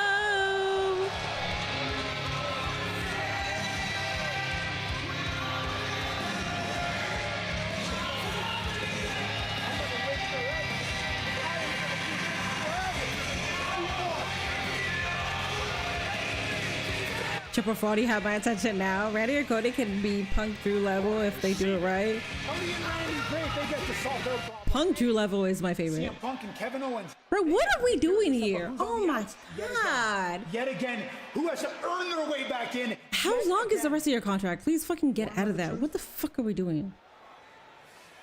I am a little jealous of Kevin Owens. I actually am. But not because he gets to wrestle CM Punk for the WWE Championship, but because he gets to look him right in the eyes and tell him to his face what a fraud he actually is. What?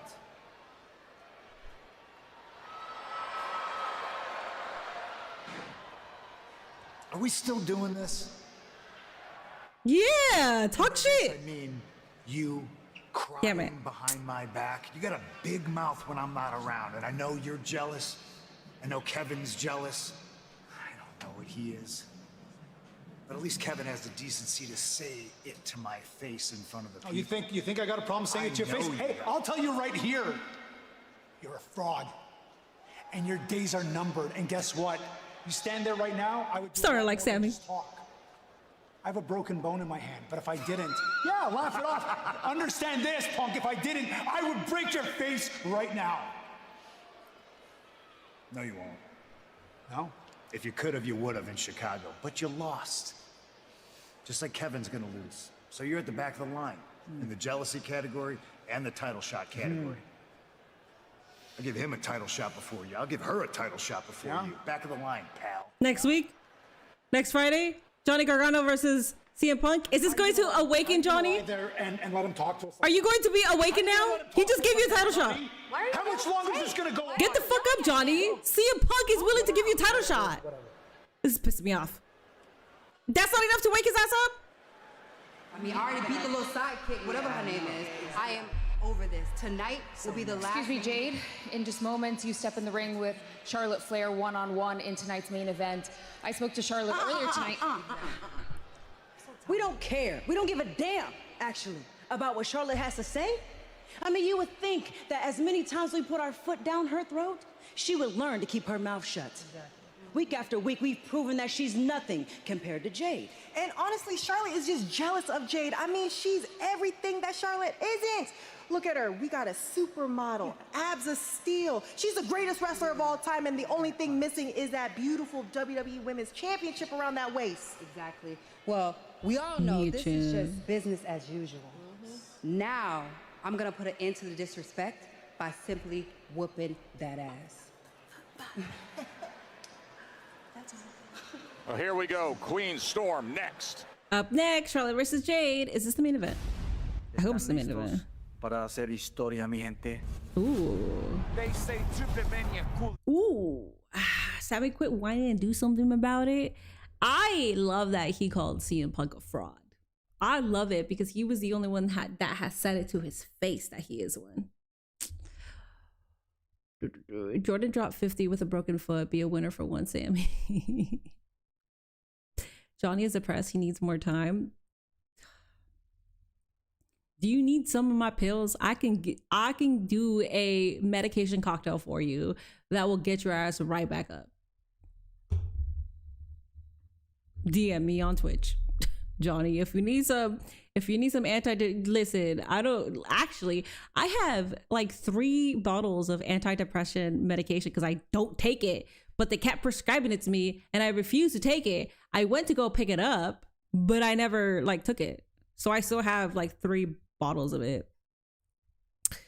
Dave with the 189. Gotta hand it to Jade. She's improved big time. She has, absolutely. It's sad how WWE creative right now turned Johnny Gargano into a joke who is a Triple H guy. Yeah. I don't know what is happening with this Johnny Candice thing. Candice isn't even wrestling, which is fucking stupid. So I don't know if they are trying to leave or not, but please, for the love of God, if you have an opportunity and you're not just trying to be like backstage producers or stuff like that, leave. Michin is full-blown glazing sidekick mode right now. Fun fact, CM Punk and AJ Lee kissed back in the when NXT was a shit show. Can somebody give Johnny a shrink? Please. Michin, how you feel Chelsea Green world champ before you and you still can't get a reaction? Uchiha, you better calm your ass down. You better calm your ass out with Michin right now.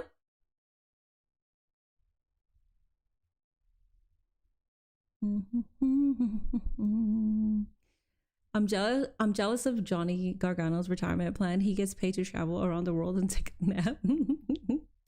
But they've been offering pay cuts. So I would rather broadcast my talents than get whatever I'm being paid.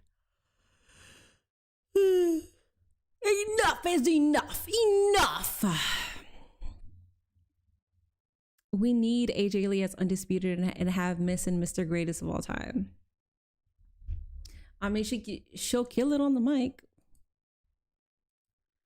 AJ Lee is my goddamn queen. AJ Lee was somebody that people said that she couldn't hang with this women's division, and she showed you that she can. So y'all need to stop disrespecting AJ. Fucking a lot of people called her, people loved AJ during her time. I did too. But then after her time with the women's evolution and like the women's roster just improving with talent, they started calling AJ Lee overrated. They said she's overrated. She was good for her time. She proved that she could be good for this time too.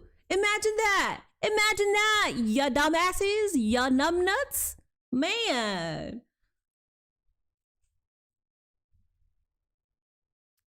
Johnny needs to see therapist Kane and Daniel Bryan song. Ah, Team Hell No. They have a special place in my heart. I love Team Hell No so much. I put Team Hell No above the Usos any day, every day, any minute of the day. If we're ranking greatest tag teams of all time, Team Hell No is right above them. Do you think they do Randy and Punk in Mania or run back Cody? I have no idea. We'll see. Tournament to determine Roman Reigns' opponent in Mexico City. With superstars from Raw, nobody in this chat disrespecting AJ, am I right? No, when she first came back, people would come in and try to talk shit. Built to blow the roof off. Starting things off on fire. The road to Roman Reigns starts on Raw. Monday, 8 Eastern, 5 Pacific, only on Netflix. Great night of Smackdown here in Philly. Xfinity Mobile Arena over Team Hell No here. was very entertaining. Yes. Somebody's got to coach him up as to how to order. See, and that's why you're my favorite streamer. I'm your favorite streamer. Why? Why? Wendy Chu is doing stuff in TNAS.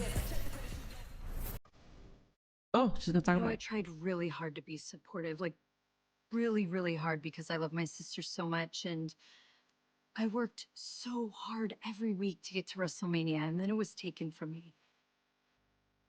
So I made a very unselfish call to someone who I thought was a friend, and it worked. This makes no sense.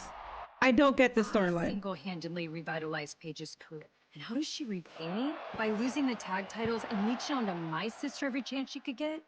This doesn't make sense. Brie deserved better. And I did everything I could to return and fight alongside my sister. And yet again, Paige failed us. Bad storyline, but I'm glad that Nikki's here. My final straw. Paige, because of you, my sister is hurt. Because of you, the Bella Twins aren't together right now. So I'm going to make sure that you feel the pain Brie is feeling. I am going to make sure of whatever career you have left, that it is going to be pure misery.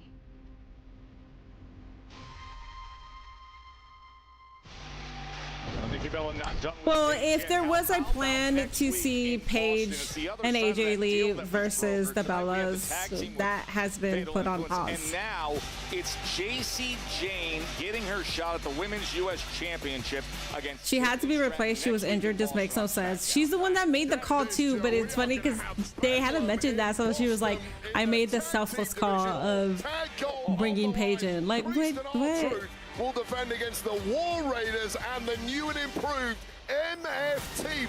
Bianca Belair already had her baby. That one is going to be JC does need to win. The Garden is going to be rocking. Plus, you saw what happened. It's a bad story, and Nikki and Brie apparently said that they were frustrated with it, and people are mad about it. It's because it's a bad story. The United States. I'm glad that they're frustrated with the bad storyline because if you're gonna bring them back. And you're gonna put them on WrestleMania, and you're gonna put the tag titles on them. Ooh.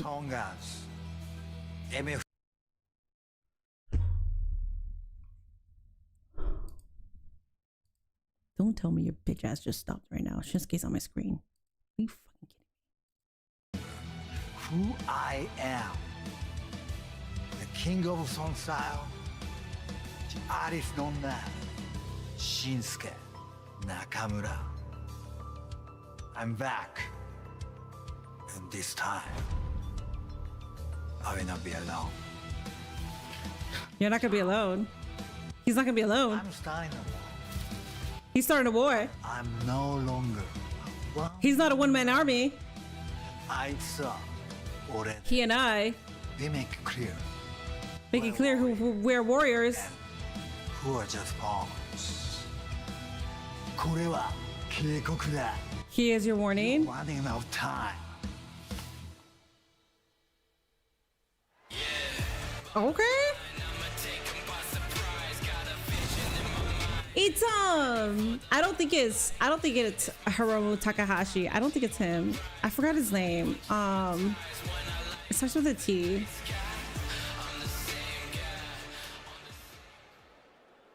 I don't think they're gonna move Evil that fast.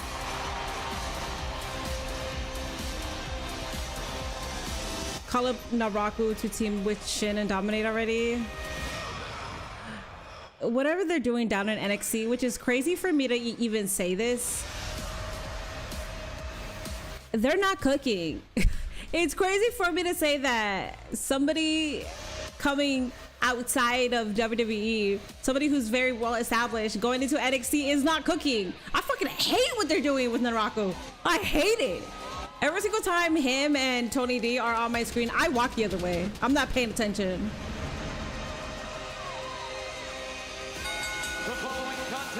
There's another New Japan wrestler that's a free agent. No, not Tanahashi. Tanahashi is New Japan president, and he's retired already. Fuck, what's his name?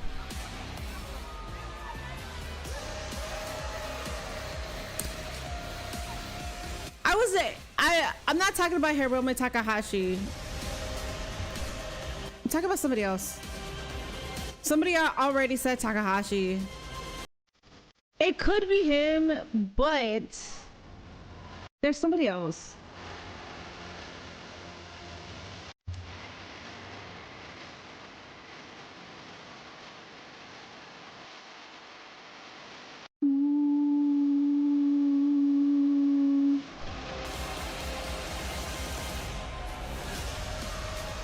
I'll find it. Maybe I'll find it. I don't know.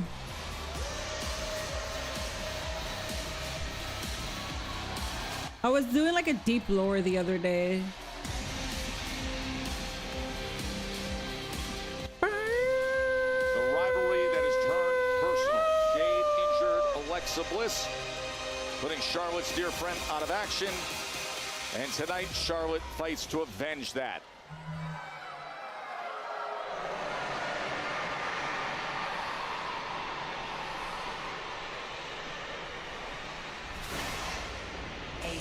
Tetsuya Shimizu. That's the one that I was thinking of. Tetsuya Shimizu, because isn't he a part of Noah and WWE works with Noah? That's the one that I was thinking about. Bushi.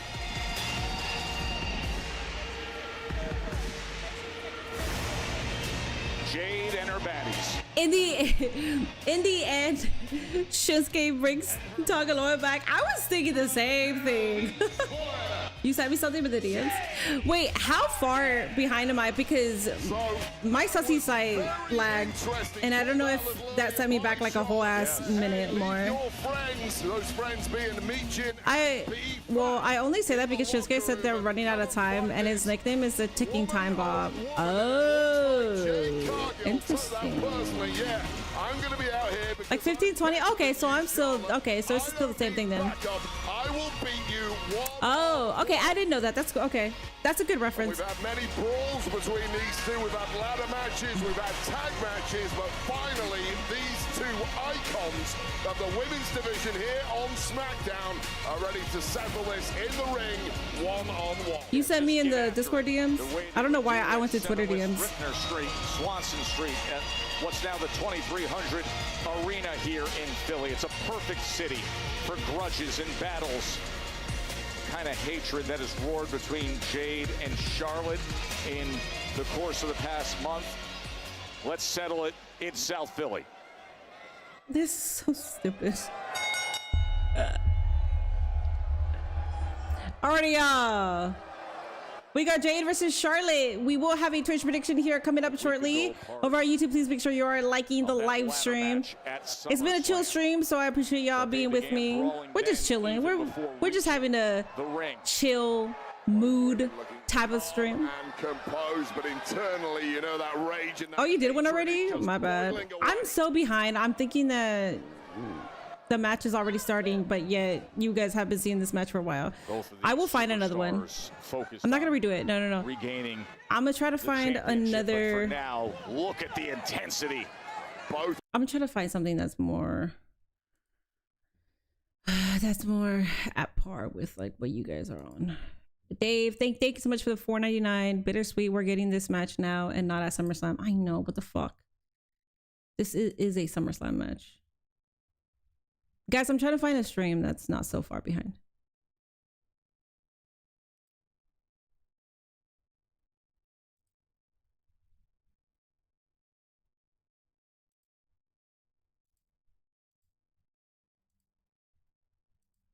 Throwing down. Oh boy. Lower back driven into the hard edge of the apron. Crucial to try and get the upper hand early in this one, knowing the caliber of your. Let me know when you guys go into commercial so I can gauge how far I am. Shoulder tackle. See, I didn't need my baddies after all. Oh yeah? Maybe I did. The Queen, hip up, rising and meeting the challenge. Able to take her down from behind. Smart moves once again from Charlotte Flair. Just a slight step ahead of Jade Cargill on that exchange. Anything you can do, I can do. Your feed kicked you off, same. Commercial now for you guys? Okay. Let me see how far I am. Going right into that Queen's decree. Can she deliver? Yes! Charlotte Flair, the Queen's decree. Getting the best of Holy shit! I'm behind. We're down for a moment. Cargill bridging up into a pin there, knowing a. Oh my god! No, this was bad. This is bad. If you guys are already in commercial, and this thing has been going, no. What the fuck?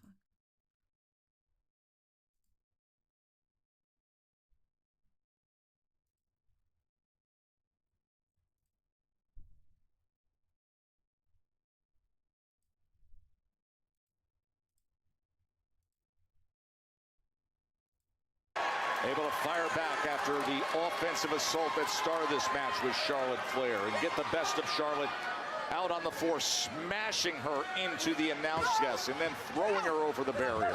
Flair stumbling her way back into the ring, not wanting to get counted out there, and on the inside was Jade Cargill waiting and laughing, knowing full well she's going to weaken Flair here. And now it's an opportunity for Jade Cargill to make an example. I was way further behind now, yeah. Are you guys coming back in 2 minutes and 26 seconds? As the world looks on. What does it say on your screen? When are we coming back? You're just getting into commercial, then you were probably on the one that I was at. Looking for a quick one. Yeah, well, Cargill. They need to bring back brick boobs. Nasty job there. Sure. See, Cargill can gloat. Oh, it's picture in picture for you guys. You guys don't see the back. Damn. Do that against Charlotte Flair spinning boss man slam. This could be it right here. Okay, well, let me know when you guys are back. Sorry, guys. This is Charlotte versus Jade. This is a match that I've been wanting to see for a while, but it's on Smackdown. And I'm like distracted by how behind I am or how ahead I am. Jade's doing push-ups? Ooh, this is perfect. Jade's just doing push-ups right in her face. Hell yeah. I'm more into now. Charlotte Flair like that. That's the problem. You simply cannot give Charlotte Flair any room. We'll be back from commercial in a minute and 25 seconds. Competition. Look at Flair showing the experience, but Jade still. Are we getting a rematch at Survivor Series? Simply knew what was coming, albeit this is a pay-per-view level match, but all right, let's have it on really just Smackdown. Taunting and playing with Charlotte Flair now, squeezing the life out of the 14-time world champion.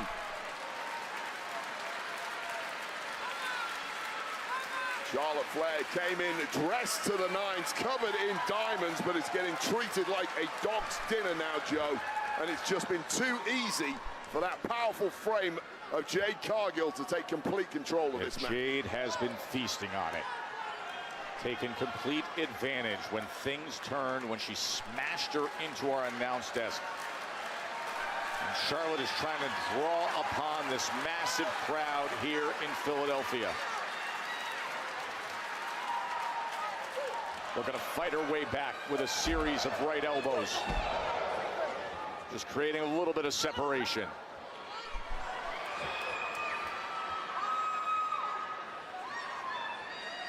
Man, they really be doing the holds during commercial. I understand why. What happened to Rhea Ripley? She had surgery. She had surgery on her knee. I think it was the knee. Jade Cargill into the cover after delivering. I bet I could beat you in WWE 2K. What do you think? Send me $200. We'll play together, and then you'll see if you could beat me. Minnie, sometimes I fear Tony's Storm promo on Mariah May has come back to haunt her. Yeah, I know that's brought up a lot, but I mean, I just hope for the best when it comes to her booking. So I try not to bring in all that shit. We could talk about that later down the road. And thus far, it has been all Jade Cargill, but that might have been the move that turns the tide in favor of Charlotte Flair. Take another look. Chelsea Green stole it from you. She cheated and paid off a referee. No, she didn't. She went fair and square. Nanner, nanner, nanner. Some breathing room for the Queen. Chelsea Green needs to give back the championship back to Jade because Chelsea doesn't deserve it. Oh God, what is okay? I've had like 2 of you now. Jeez. Much like what we've seen out of Flair and Cargill for so long night. Of course, at SummerSlam a week ago, they were reaching for the title in the ladder match that Chelsea Green ended up taking.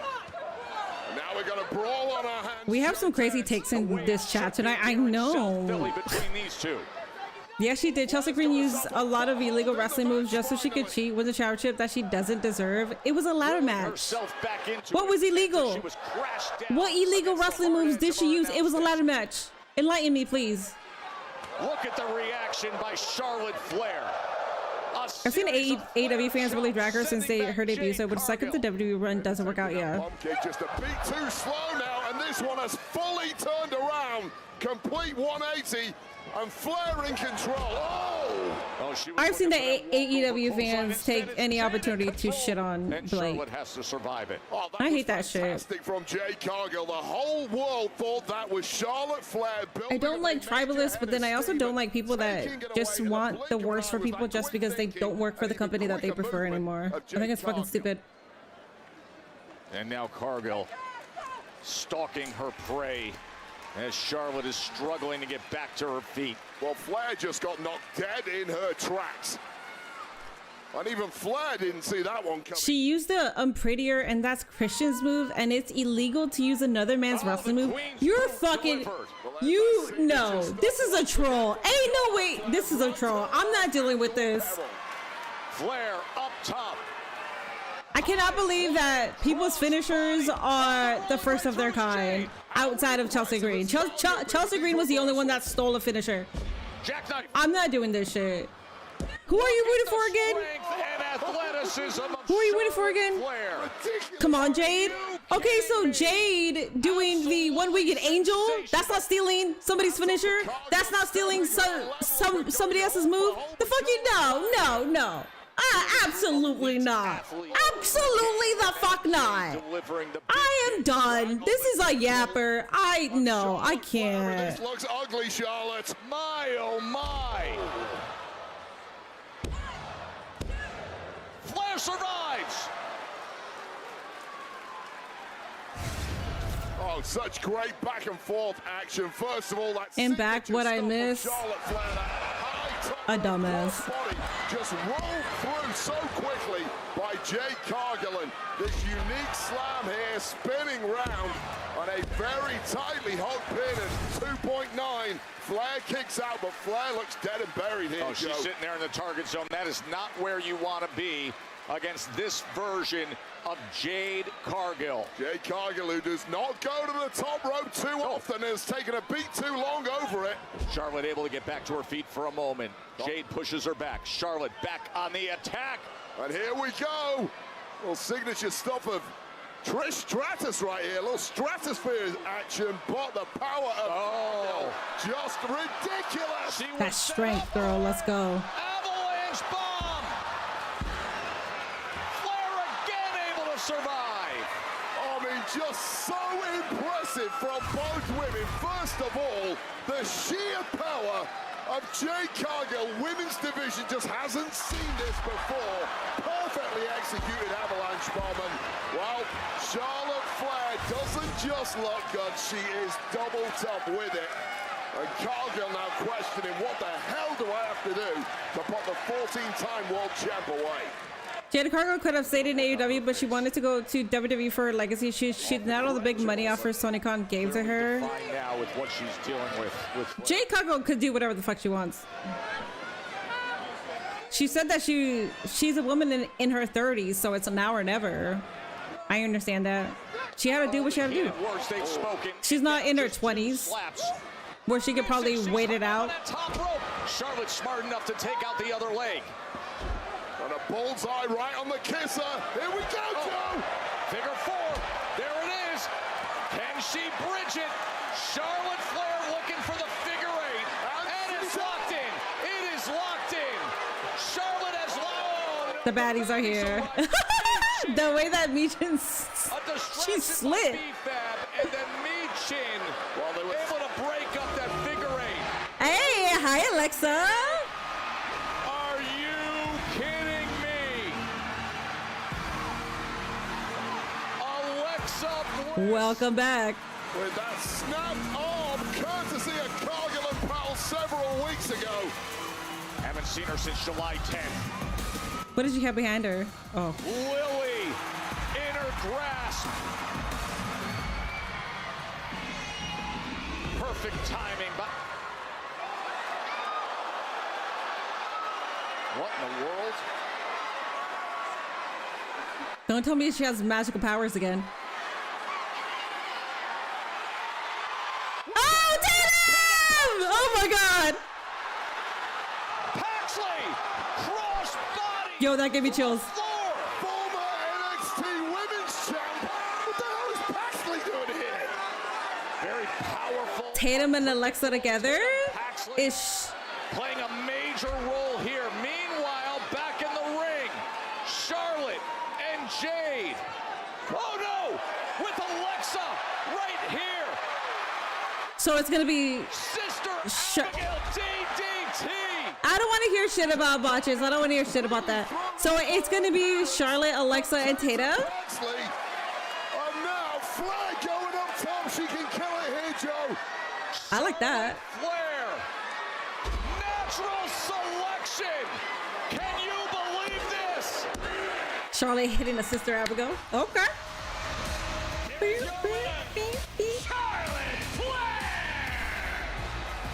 Just when she needed help, Bliss shows up with Lily. The lights go out, and Tatum Paxley. Tatum being up there is so fucking cute. Weeks ago, I've got a friend. It appears we have found said friend, and we're not talking about that Lily doll this time. We're talking about this woman, Tatum Paxley, who has been making waves for the past couple of years in NXT. So Charlotte Flair won by using another man's wrestling move. Wow, what a cheapskate. I wonder how much she paid Triple H to steal that move, which is illegal. You know what else is illegal? To be a dumbass on my chat. You can only be a dumbass if you're an entertaining and fun dumbass. For the Women's U.S. Championship. What a night in Philly. Glad Tatum there, but Raw needs more women. Yes, Raw needs more. Raw needs any help from any woman, please. We have Becky that's back, which is good. But what the fuck are we doing with the Raw division? AJ needs to come back too, because they need help.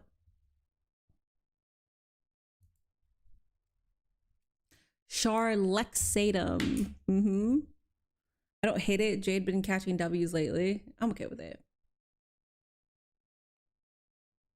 Tatum Paxley has already done more than Blake Monroe.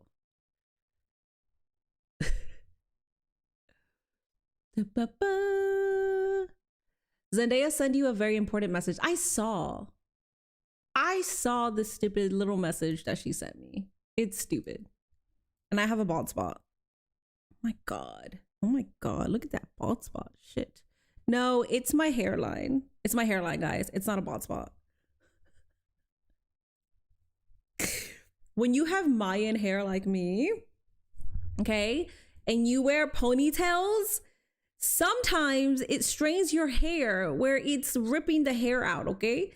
It's just that. I'm actually like, this hair, look how much hair I have, okay? It's not my fault.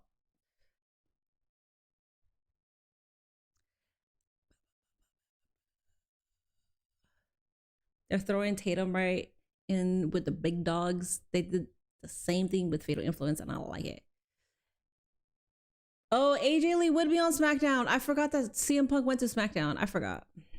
My bad. Yeah, you're right. You're very right about that. It's not a receding hairline. It's more because I have to carry this thick ass hair.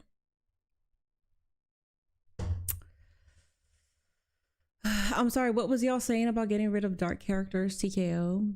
Bro, why people always think bald spot? Not everyone is a celeb and has hair transplants on the entire head. Yes.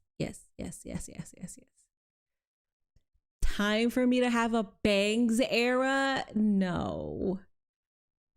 Bangs don't look good on me. I used to always cut bangs and they never looked good on me. Technically, I do have bangs, but I never have a chance to like curl my hair. See, technically I do have bangs. I don't have a chance to curl my hair because I cut it a certain way so it could look nice and more voluminous. I have to thin this out a little more though. I have to thin out the hair so it could give volume. Get clip-ins. I had clip-ins. I'm not gonna get the Karen cut. The bald people are triggered. Damn, Nate has been pulling on that hair. No, it's a ponytail. It's my ponytail. I used to wear a ponytail all the time. I haven't for years, but growing up, I would always wear a ponytail because I grew up as an athlete and then I served. I was a server, so I always had to wear a ponytail, and this thick ass hair always strained it. See?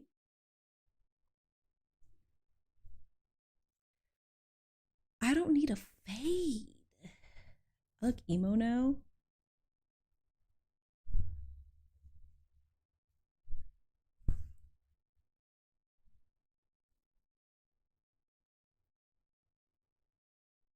What about styling it like Skrillex?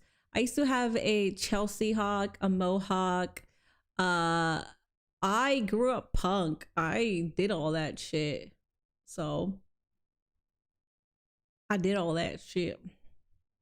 Thank you for the 2 jewels, Mop. Minnie Manson.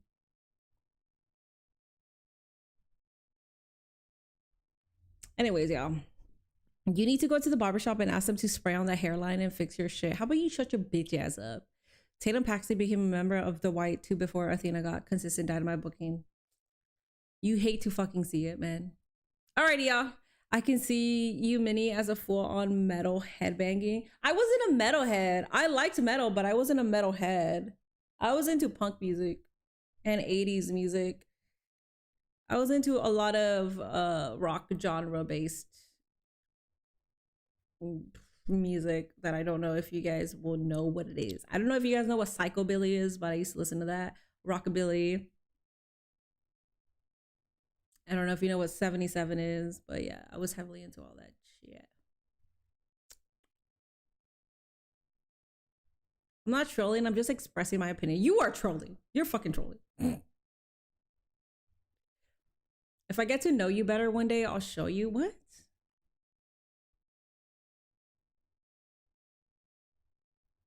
As a bald person, I can tell you Minnie ain't going bald or losing her hair. I'm fine. I'm more than fine.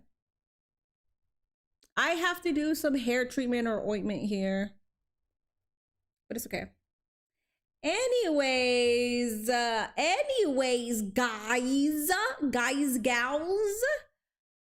I have been awake since pretty much the entire week.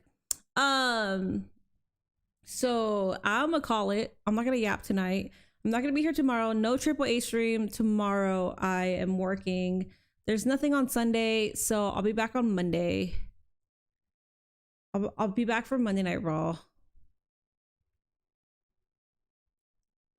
I had a small metal phase in middle school, but then I got older and was like, hey, quit all that damn hollering.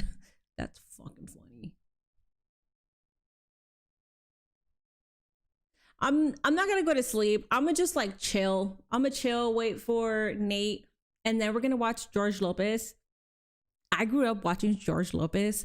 Nate is so fucking funny. I didn't realize that this would have been the best thing ever, because listen, if in the event we have a family, he is going to bring out the fucking Spanish. He is already talking to Gia how Angie is a fucking badass. Yes, she is. She's gorgeous. That freaking woman. Oh my God. He is already saying things to Gia in Spanish. Like the other day, I was like on my phone. I was here. I was sitting here, and from the room, I hear him go, "Hey, Gia, hey, whatchala?" Like, and then he's like, "Vamos." It's all because of George Lopez. I was like, what the fuck did you just say? He's like, vamos. And then you know how he goes like, you know how George is like, what you like, you know, like all the stupid little shit that he does. He started to do it. And what's so funny is that basically, you know what? If you have, if you have seen the George Lopez show, Benny is my mother. The only difference between Benny and my mom is that I grew up with a father, even though my father didn't want me and didn't want anything to do with me. I did grow up with a father. Like there was a father in the house. My mom is Benny. That is the perfect example of who my mother is. That's exactly like her. George bitches about her not ever showing affection. Same thing. I am 34 years old. My mom has never told me that she loved me. I know she does. I know she fucking loves my ass, but she has never fucking told me that. And if I ever get like hurt by something she says, she will call me fucking sensitive. Like she's Benny. So it's funny because every single time we are watching just Benny react, I'm like, this is what you're gonna have to deal with. He's already met my mom, so he already knows that she's exactly like that. But she's like, damn. Because if I'm not in California, listen, I'm not saying that I'm trying to get pregnant anytime soon, okay? But if I'm in California and I get pregnant, I'm gonna want my mom out here. So Nate always brings up the point of like, damn, I'm really gonna have to deal with Benny while you are also probably going to be a bitch, a demon. And I said, yes. I'm gonna be a demon, and then you're also gonna deal with Benny at the same time. Have fun. You're a patient man, so you should be fine. But I fucking love that show, man. Amy is fine as fuck too. Amy is AJ Lee's co-writer for Day of the Dead Girl. They co-founded Scrappy Heart. That's their production. So yeah, pretty cool. You said your mom calls Nate fool a lot. Yes. First of all, Fields, you put fool. No. It's FOO. Foo. My mom says foo. So sometimes when I'm talking to her, it slips out of me. Okay. There was a part. Listen. I have never been the person that needed to fit in. But when you are surrounded by other Hispanic girls and you're surrounded by Hispanic people that are growing up in the hood, I didn't need to fit in. But holy shit, my speech used to be, oh my God, my speech was so bad. Oh nah, man, nah. Tell her, food, tell her. Oh my God, I used to fucking sound like that. There was a time where instead of crooked, Minnie used to say cricket because that's what people would say. There was a time where instead of barely, like, oh, this barely happened, Minnie used to say burly, okay? And one that I would say all the time that comes out every now and then, and I'm sure you guys have noticed it, and I try so hard to not let that come out, is dough. Is it dough? Dough. Yeah, dough. Yeah. No, but why dough? And I try so hard not to let that out. Minnie used to, listen, I grew up in an area where everybody spoke like that. So it's very fucking hard for me to not get brainwashed into using it as well. And then as soon as I got out of that environment, Minnie came back to normal. Like Minnie did not need to speak a certain way anymore. Oh shit, my bad, food. Fucking hate that, man. Oh my God. You pick up accents based on where you live at. Yes. My sister and my brother still talk like that. If I'm ever, well, no. My sister does it. What's funny is that I've been with my sister outside of like my family and she's fine. But for some reason, when she gets back, like if we're at Thanksgiving, Yaha, eh, fool?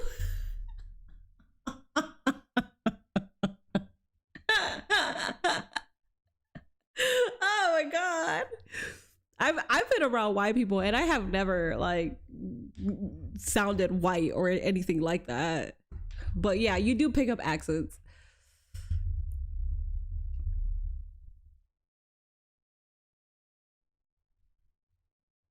It's on lockdown if you don't know the word food. That explains why your speech isn't as good. First off, it is, but my psychiatrist pretty much broke it down for me because all my symptoms align to being depleted by B12s. So when I had my blood test done and the results came back, my B12s and my vitamin D were completely depleted, where they were in fucking shock with like me actually having some form of energy. My psychiatrist was like, because you're depleted, that means that every day you are waking up, no matter if you have 8 or 10 hours of sleep, you are waking up tired. You are tired every single day because you don't have enough B12s. You will do your best to try to wake yourself up, but you won't find energy or motivation to do anything. And I'm like, yes, that's me. And that's not even talking about your brain. Your brain is also going to lose function. You're going to start forgetting a lot. Your memory is going to be bad. You're going to forget simple words. And I'm literally I'm sitting there in shock. He is describing everything that is wrong with me. And I start laughing like a maniac. And he like stops talking. And I'm like, I am so sorry. I'm laughing because this is everything that's wrong with me. And maybe going through a list of psychiatrists and behavioral therapists and all these doctors, and it all comes down to me being depleted with B12s. That's all I need is B12s, and then I could go back to being me. I started fucking laughing. I was laughing my ass off.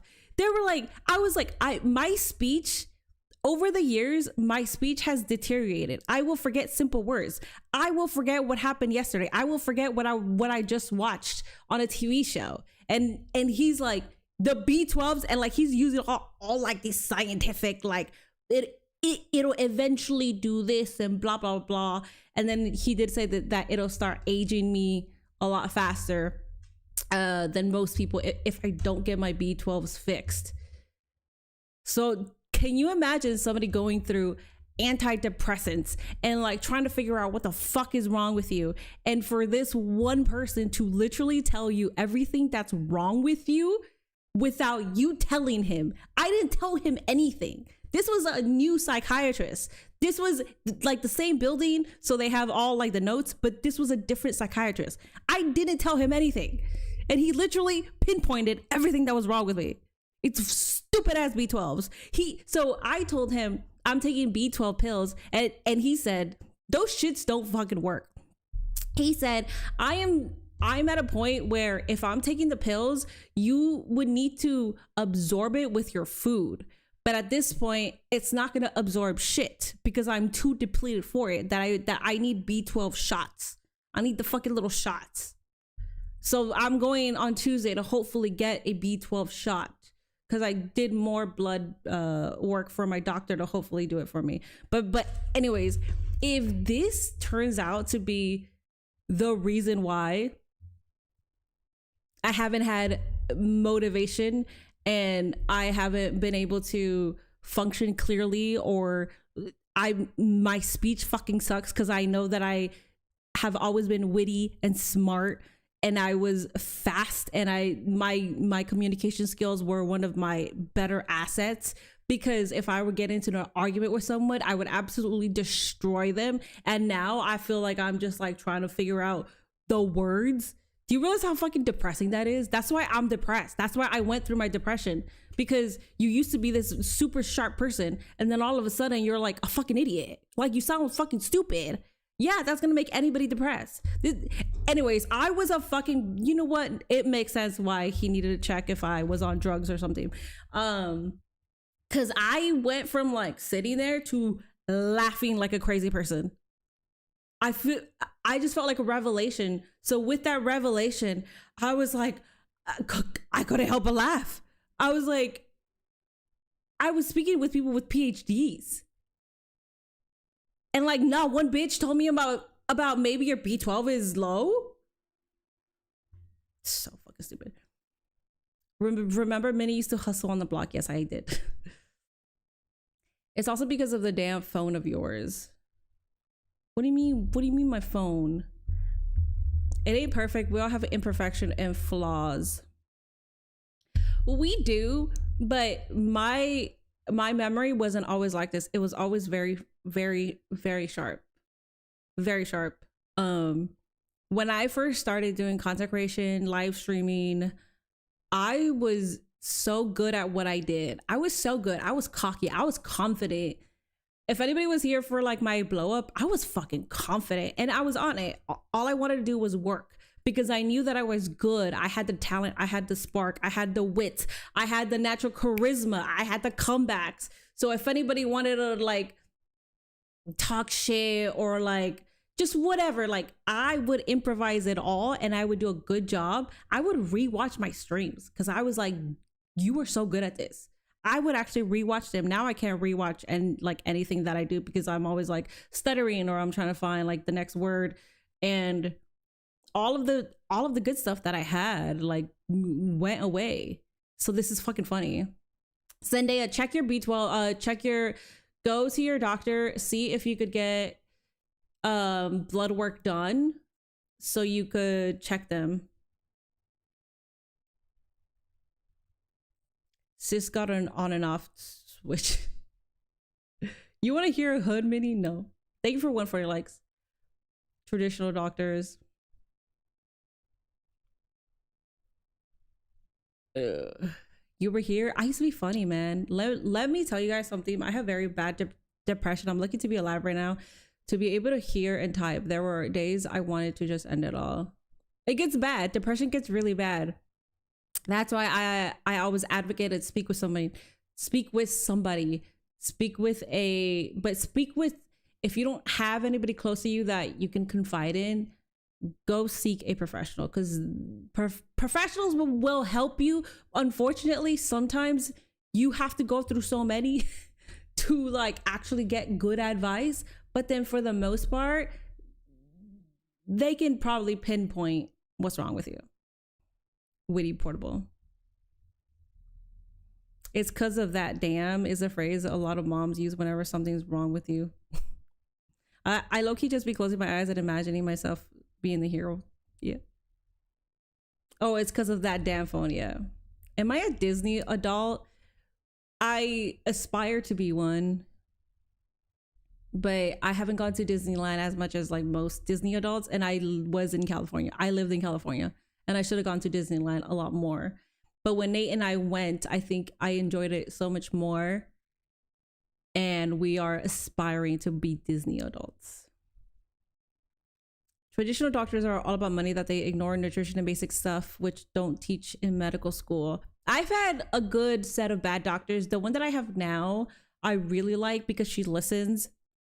She's open-minded, and she's not gonna give me like the doctor talk about certain stuff, which makes me open up to her more. So maybe there's certain stuff that I don't like to tell people, or that I'm like embarrassed of, but I can open up to her because she's willing to have an open mind to help. And I think that's what doctors are supposed to do anyways. Depression is the worst, and the nightmares associated are terrible. Motherfuckers talking about depression, and this dude asked, are you a Disney adult? Sometimes I feel like I have no friends and they all just want to use me. If people want to use you, you need to either have a conversation that's how you feel, and if they don't understand that, then they're not a good person. They're not a good friend to have around, because it, like, a good person would realize that that's not their intention, that they don't want you to feel like they're using you. But if they're like being defensive, fuck them. Caregiver burnout is the worst. Then throwing depression and social and self-worth idealization. Go speak to the therapist, BK. Go speak to somebody.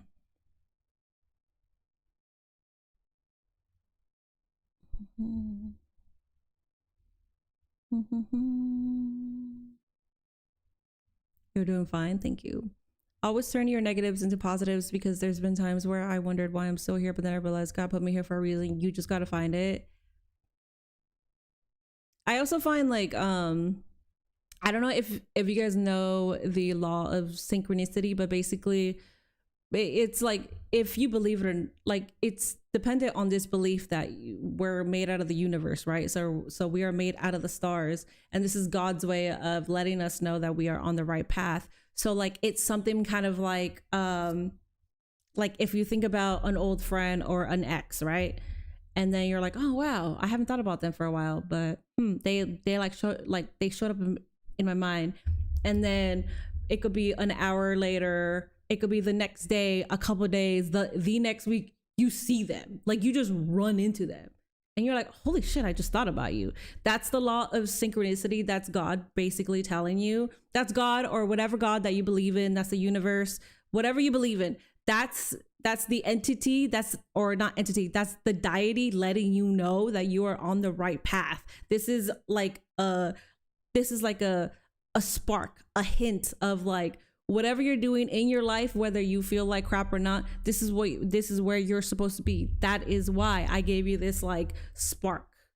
That's what it's supposed to be. So yeah, I like when that happens to me, because it hasn't happened to me in a while. But when it does happen to me, it always makes me feel so much better, because I do believe in it. And if you could hold on to some kind of belief that can help you, that's always important too. I use my friend AI to gain XP on NBA 2K. That's amazing, man. Talking to a therapist is a battle in itself. Yeah, finding the right one is low-key for me, at least the most important thing. No way I'm going to a judgmental one or someone who's going to make you feel shitty. Yeah. That's what I'm saying. Seek professional help. There's always going to be somebody that's the perfect fit for you. Unfortunately, sometimes it does take a while. My first therapist was ass. I feel like my doctor, the one that I'm seeing now, like my general doctor, she's like a great therapist, but she's not a therapist. The one that I spoke to today, holy shit. The one that I spoke to last time that gave me my ADHD medication, she was helpful because she gave me the right medication. She actually gave me the medication that has been helping. And then the one that I saw today blew my mind. Blew my fucking mind.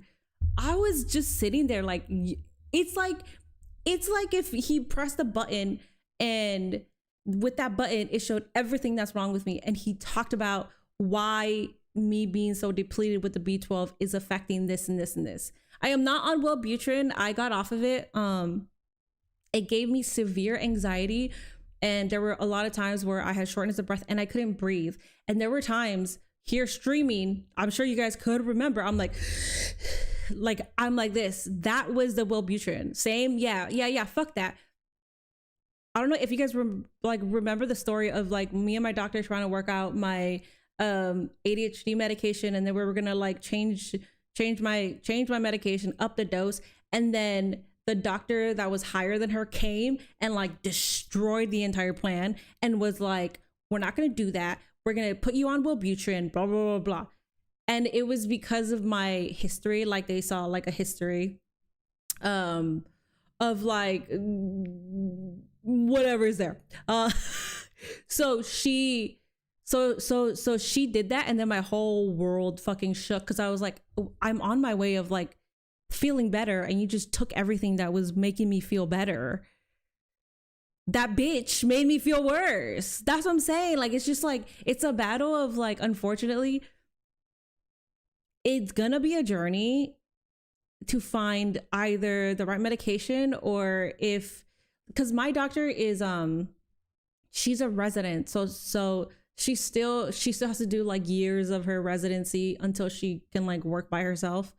But I love her. I think she's great. The higher lady pissed me the fuck off because what the fuck, you just gave me something that gave me severe anxiety. Thank you. Sky Blue with the 10 jewels. Thank you.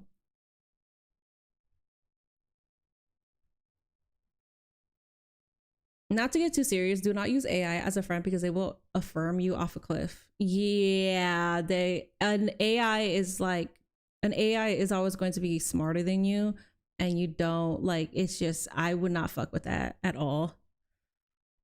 Also, not that it matters, but talking to someone who is the same race as your gender might be the best person if you catch my drift. Yeah, well, yeah, because you can talk to them about your struggles and they could possibly relate to you. The two psychiatrists that I spoke to are not, the woman could relate to me with like certain stuff. But the first one that I actually really liked, the one that got me on the right medication, was Black. And then the guy, I don't know, I think he was, what was he? I don't know what he was, but he was Asian. He was like in the like Indian Asian category. I don't know if that sounds wrong. I don't know what he was though, but he was really good. And he spoke to me like an actual fucking person. He didn't speak to me like a doctor. He spoke to me like he basically said, oh yeah, like that's bullcrap. Like, I like my doctors like that because I can tell that you're just a fucking person. You're not trying to be like superior and I'm professional and I don't give a fuck. Like, as long as you know what the fuck you're talking about, give me a good curse word. I don't care. Some therapists don't get paid enough for that shit. What's up, Shwayne? So much because this is so real and difficult to battle. Yeah, Eli is currently dating an AI. Okay. I have PTSD from getting into an accident and killing. Oh my God. Jeremy. Holy shit.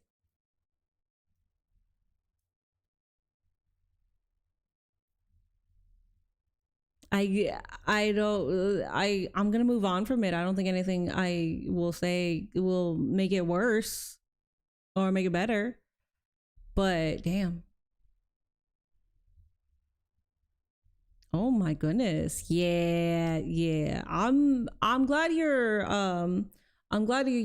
are seeking professional help though. That's a lot. I cannot imagine carrying those burdens at all. That's a lot. I always think of that. I always think of people that have accidentally been in situations like that. I'm just like, oh my God. That would affect me for sure. Hefe, thank you so much for that resub. Thank you. Hi Minnie, just tuned in, laughing my ass off. Hi minions, what are we talking about? I love that like we have people just joining in. Oh, we're talking about depression and therapy and going to a psychiatrist and like all of that. I had my psychiatry appointment yesterday and my psychiatrist gave me the most clarity I have ever had. So I had like this maniacal revelation and it's been good. I feel happy that I feel like I got a really, really good medical advice, but I still have to see if that's like going to help. You're on buspirone, I don't know what that is, and hydrazine, and I have a therapist. They go by they them, and I'm a transgender woman, and I relate to them. That's good. Yeah, it's always good to find somebody that you can relate to because they will know exactly what you're going through, and they will know how to deal with it more so than somebody who can try to relate, but it'll just be hard.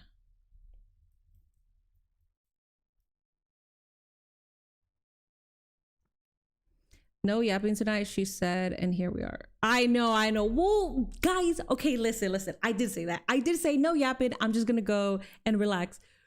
Listen, when we get into the conversations of mental health, I'm a fucking nerd. When I say that I'm a nerd with mental health, I mean I'm a fucking bookworm. I have like 26 books on the psychology of how the brain works, on social sciences, on different disorders. Like I have like 4 addiction books because I felt like I felt like I knew this before I like got it confirmed by like professionals, because I was around people that were addicted or like just watching movies and TV shows. I always wanted to know if there was a part of the brain where you might have had something genetic that you were always predisposed to be an addict. I've always wondered that. So when I got into reading, that's what I really wanted to figure out.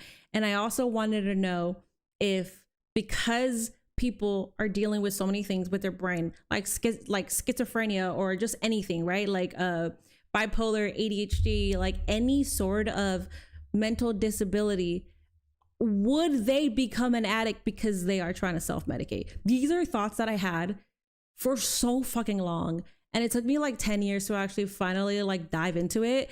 And everything that I thought was true. So now confirming it for me as an adult, I feel so much better. And I feel like that's why I like to talk about this stuff, because if you are somebody that is dealing with addiction and you know that you're addicted and you're trying to figure out why the fuck you're an addict, there's so many reasons, right? There's like personal trauma. There's like stuff that people are trying to bury deep inside, and they don't want to think about it. So they drink alcohol, or they're like shooting up to like feel good and blah, blah, blah. There's like trauma is a big thing. But the other thing, what if you didn't grow up with trauma, with like something super traumatic? I had like one incident that could be traumatic, but like realistically, I did not grow up with like trauma like that. So me going into certain social situations, or me feeling some type of way and having to rely on alcohol to make me feel better, I know why that happens now. And I like that I know why that happens now. That's why I like to have these conversations, because if you're somebody who doesn't understand that if you are relying on alcohol for social situations, it's probably because you do deal with anxiety. And obviously there's like some also like inner childhood thing that like developed like the social anxiety or like your anxiety, whatever. So you're using alcohol for that, but there is medication to alleviate that for you. But a lot of people don't go because you're anxious. Do you get what I'm saying? Like, I always was weirded out to go to a doctor and be like, I get nervous when I'm in social situations. And like, I always felt like the doctor would be like, why the fuck are you telling me this? Like, what's wrong with you physically? A lot of people don't go to check that shit out. There's stuff of like, I would have anxiety attacks, and the only thing that would help me was a drink, was alcohol, and then I'd be like back to normal. It's fucking weird, but that's self-medicating. Alcohol is my biggest demon from trauma. If you are dealing with trauma and you are drinking alcohol, yes, that is a demon, and it's not good, but it's not something for me to judge anybody with trauma. It's not good. Alcohol in general is not good. I'm more so talking about the people that are like psychologically, they're not understanding why their brain works a certain way. So you do self-medicate. You self-medicate to try to control it somehow. And it might sound fucking stupid for me to say that alcohol is going to help you focus, because it sounds stupid. Alcohol does not help you focus. It's going to make you be more stupid. But when you have racing thoughts, when you're thinking about this and this and this and this and this, and you just want it to shut the fuck up, you take a shot, you go get a beer, you go do something. I don't know. I don't really know how like weed works outside of, it doesn't work for me, so I can't speak for weed, but I can speak for alcohol. And then it shuts down. It shuts down. And then you're just like, okay, cool. I'm chilling. Everything that I was worrying about, I'm chilling. So that's why I like to read on it, because I don't want people to feel like there's something that's like, how do I say this? I don't want people to be so hard on themselves for becoming addicted or being an addict. I don't want people to be so hard on themselves, even though we all understand that it's not good to be an addict. But there's always reasons and explanations behind it, and I just hope people go out and seek it. I don't know how to explain it. You ever feel so depressed, so sad about shit, and then you watch other situations and realize you don't have it as bad? Yeah, yes. And that low-key eats you alive and makes it worse for you because you start keeping it to yourself. Zendaya, I really hope you try to find somebody to talk to. I understand that because I could go through my shit. I would be in bed. I didn't know that I was bipolar, but I was having my depressive episodes in bed, crying for no reason, not knowing why. And then I go on TikTok and then I see like fucking somebody like an athlete who had a promising career just got paralyzed. And then I'm just like, oh my God, my shit is not serious. And to an extent, it's not that serious, but at the same time, these are your struggles and your demons that you yourself need to figure out. And the worst thing that you could do is just bury it inside. I feel like after every stream, we should have deep conversations. I like to have these kind of conversations when it comes up organically, because if I have these conversations forced, then I'm just forcing something that should not exist. This is not the first time I've had these kind of conversations, by the way. I have them when it's warranted. For a business called CVS that prioritizes health and yet sells beer and alcohol seems very contradictory. I thought they were just a drugstore. I have been medicated. I have been medicated since I was hospitalized 6 years ago. Before that, I was getting drunk to not feel manic. That's what I'm saying. Thank you for sharing that, because that's what I'm saying. It's just, I say that every single time I say this too, like I do have to like preface, because I have a different, because I look at addiction differently. Like if I see somebody addicted, I'm not seeing them as a bad person. I'm not seeing them as like, my God, what the fuck is wrong with you? I'm not seeing them as weak. I don't see them like that. But that being said, if I'm walking out on the street and there's a crackhead, yes, I'm gonna go the other way. Okay. I'm also not gonna put myself in maybe potential harm, you know? But I just feel like there needs to be like a shift of conversation of conversations when it comes to addiction. I feel like as soon as somebody is open and vulnerable and says that they're addicted, it's just kind of like, wow, you're bad, you're weak, you hate yourself, and you know, you probably do internally, like, don't like yourself.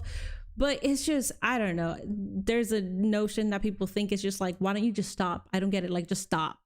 Like, it's a disease. First off, it's a disease that starts because there's so many questions that are unanswered with what's wrong with them internally, and then there's a trauma, and which I can't even imagine. I can't even imagine getting addicted because of trauma. That shit fucking sucks. Those medicines are for anxiety I throw up from and have it because of autism as well. I have what is this called? They're called like beta blockers. Propranolol. I don't even take them because they're my anxiety medication, but they're for physical anxiety. So like clammy hands, like if I'm like this, like if you're like this because you're anxious, that's that. My shit is more internally. I need something that's gonna help my brain. But yeah, and not every medication works. Not every medication works. Who knows? It might not even work for you. But it's always good to like at least try to find something that does. There's like natural ways too, you know, like by breathing, like taking a deep breath in and out. There's like natural remedies. As a person with PTSD, this was nice hearing people opening up about their mental health. I like it. People, yeah. I like having these conversations. I've mentioned that like DDP is somebody who I aspire to have a conversation with, but I know that I need to get my shit together first. Like I need to be locked in. So hopefully these B12s work, because if I take that shot and I feel good, oh, I'm gonna fucking rough draft the conversation. I'm gonna send him the questions. I'm gonna be like adamant. I'm gonna talk to his manager. Like I'm gonna be on it. But right now I'm like not mentally, I'm not ready to have a conversation with somebody who I highly respect and has done a lot for people in this business that are suffering. If you're homeless, just buy a house. Dude, it's what is it? That one, and then there's another one.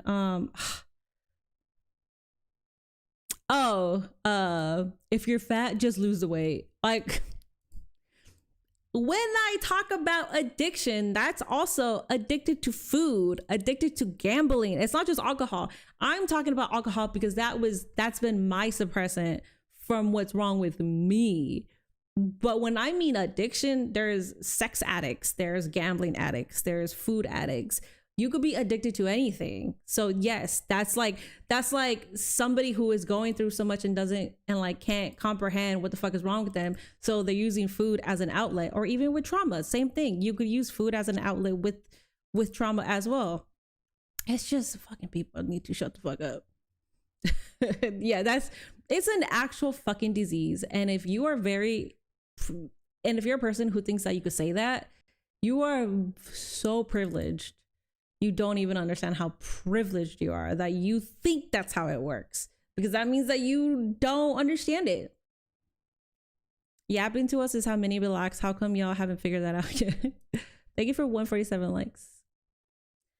Damn, that sucks. My mom gets depressed a lot. I worry about her when she gets sad. Some, unfortunately too, this generation is comfortable with talking about mental health, but a lot of our parents are not. They don't believe in it.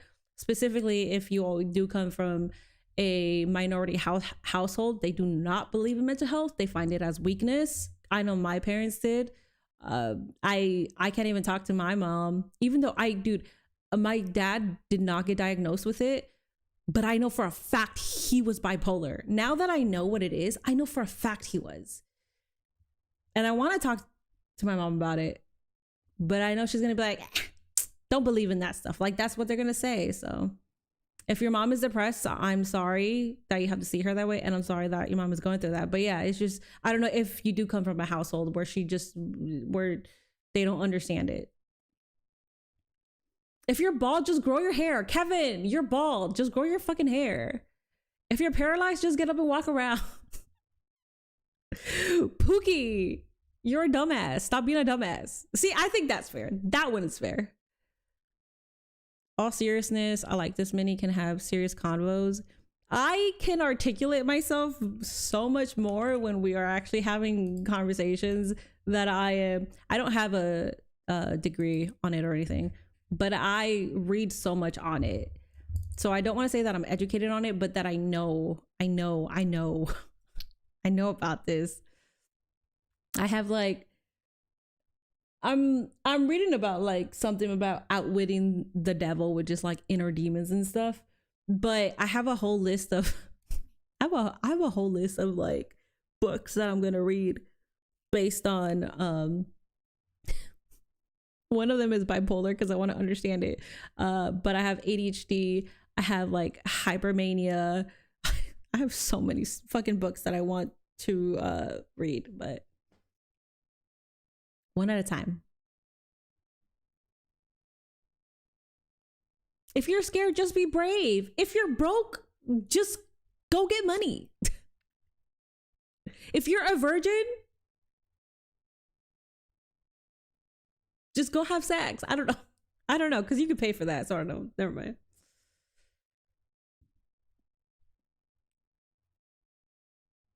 If you're physically disabled, just move. Yeah, Caribbean and brown moms, man. Yeah. I got the best medication for me, that gas. See, I wish I was the person where weed could help me. You know how much easier, I know you guys spend a lot of money on weed, but you know how much easier it would be if weed just did the trick? It is a natural substance. You could be addicted to weed though, but it is so natural that I feel like I would be like, fuck yeah, let me just smoke a bowl and I'll be good. But I can't because it gives me anxiety. Bro, it'd be so fucking, I'd be growing my own weed. Like, I am so jealous of the people that are like, get sad or mad and then take a hit and they're fine. I'm so fucking jealous of you. If you're getting bullied, just walk away. Yeah. I fucking hate that. Parents say that shit. So stupid.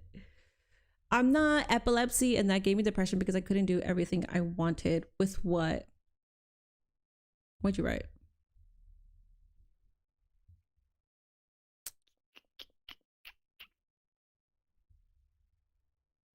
What are you talking to? Because I can't see your comment. If I had to be in your parents' shoes, they would probably excuse mental health problems for not going outside. Well, not my generation, because we would be outside. My generation, we didn't have what this generation has. Wait, somebody said, you inspired me to read again. It's been like 4 years since I've touched a book. Aw. That's the greatest compliment anyone can ever tell me. I love reading. Reading is so good. That's what I'm saying. So basically this conversation started because if you have a doctor and you could go get your blood work done, get your blood work done. Everything that I can tell a doctor that's wrong with me got told to me by a psychiatrist that I have never talked to. And he basically broke down everything that's wrong with me. And he like, it's not his diagnosis to say this is what it is, but I was highly depleted with my B12s. And I told him that I'm taking B12 pills because my doctor did check it. And she said, you need B12 pills. You need vitamins. And he told me that those shits are not going to work for somebody like me because it's so bad that at this point, I think it goes through like your liver. Your liver will not absorb the B12s because you're going to end up like pooping or peeing it out. Because you're so depleted, your liver's not going to work like that anymore. So I need a shot. Like I need an actual fucking shot. And I honestly feel like that's going to be good. That's going to be good for me. And I feel like I'm going to be the old Minnie that can actually like be witty again.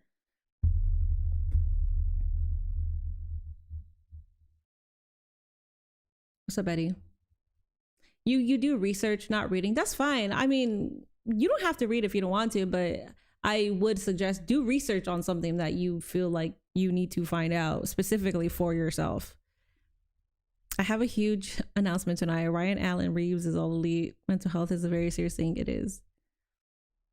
Some weed makes you relax. Not me. Not me. Not me. Everybody, every fucking stoner I knew recommended a certain strain, or well, it's because you're doing indica, not sativa. Oh, well, it's because you're doing sativa and not indica. But nope. None ya. So B12 vitamins won't work for you, but might work for me to prevent whatever y'all have. You're young, Pookie. So if you need B12, vitamins will work for you, but it can't work for me because my liver won't even be able to process pills. It has to go straight to my blood. That's why they're going to give me a shot. I can't smoke weed. It gave me effects. I tried it a long time ago, but I felt like it was choking me. It was bad. Yeah. Weed is not for everybody. Sometimes you need to talk to someone who knows what you're going through. Yeah. If you're being bullied, just give them a one-winged angel on the hardwood floor if it's not that deep, bro.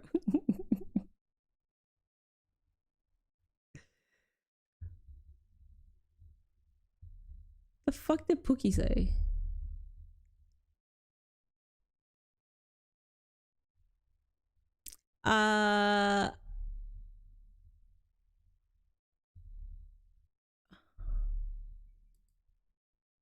What did he say?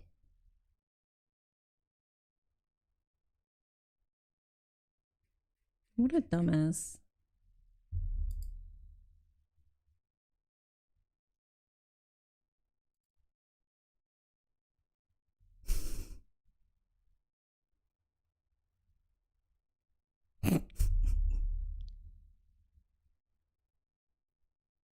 I'm reading his stupid ass shit. I'm scared of women. Young and beautiful. I don't want to do weed because my friends are already users and I don't want to be a bum.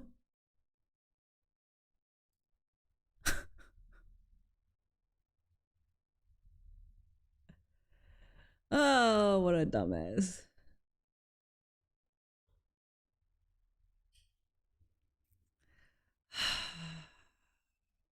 Minnie, you might need a THC and I'm tired of weed people telling me, no, you might need this. I'm so fucking tired of people that do smoke weed or whatever the fuck you smoke or drink the little THC things. No, it doesn't work. It does not work.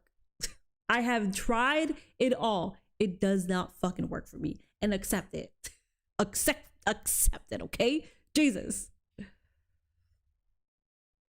All right. Now, I had a CBD drink and it made me think I was sitting too close to my phone. That's funny. Alrighty, y'all. I am out now. Appreciate the conversations. We can always have these conversations, but again, I prefer them to be organically, not just like forced. Because when they're forced, it's not gonna be as authentic and it's not gonna be as helpful. Because at that point, like, I'm just trying to pull problems or situations out of my ass to talk about. So yeah, we're not doing that. But I'm always open to talk about anything like this as long as we're not watching a show, because if we're doing a watch along, it's very hard to have a conversation while we're doing a watch along. So alrighty, I will be here on Monday. Okay, I'm not gonna be here tomorrow. I work. So have a good night, Dallas. Good night, Black Man. Good night, Sky. Good night, Schwang. Good night, Rock. Good night, Gustavo. Good night, Drelowski. Good night, Zendaya. Good night, Jay. Good night, Ram. Good night, Bad Dog. Good night, TSO. Good night, Osh. Good night, Junior. Good night, Cardi. Good night, Omega. Good night, LJ. Good night, Junior. Good night, Tinfinity. Good night, Darth Hefe. Good night, King Henry. Good night, Maze. Good night, Rockstar. Fuck you, Pookie. Good night, John. Good night, Bad Doll. And okay, we're good.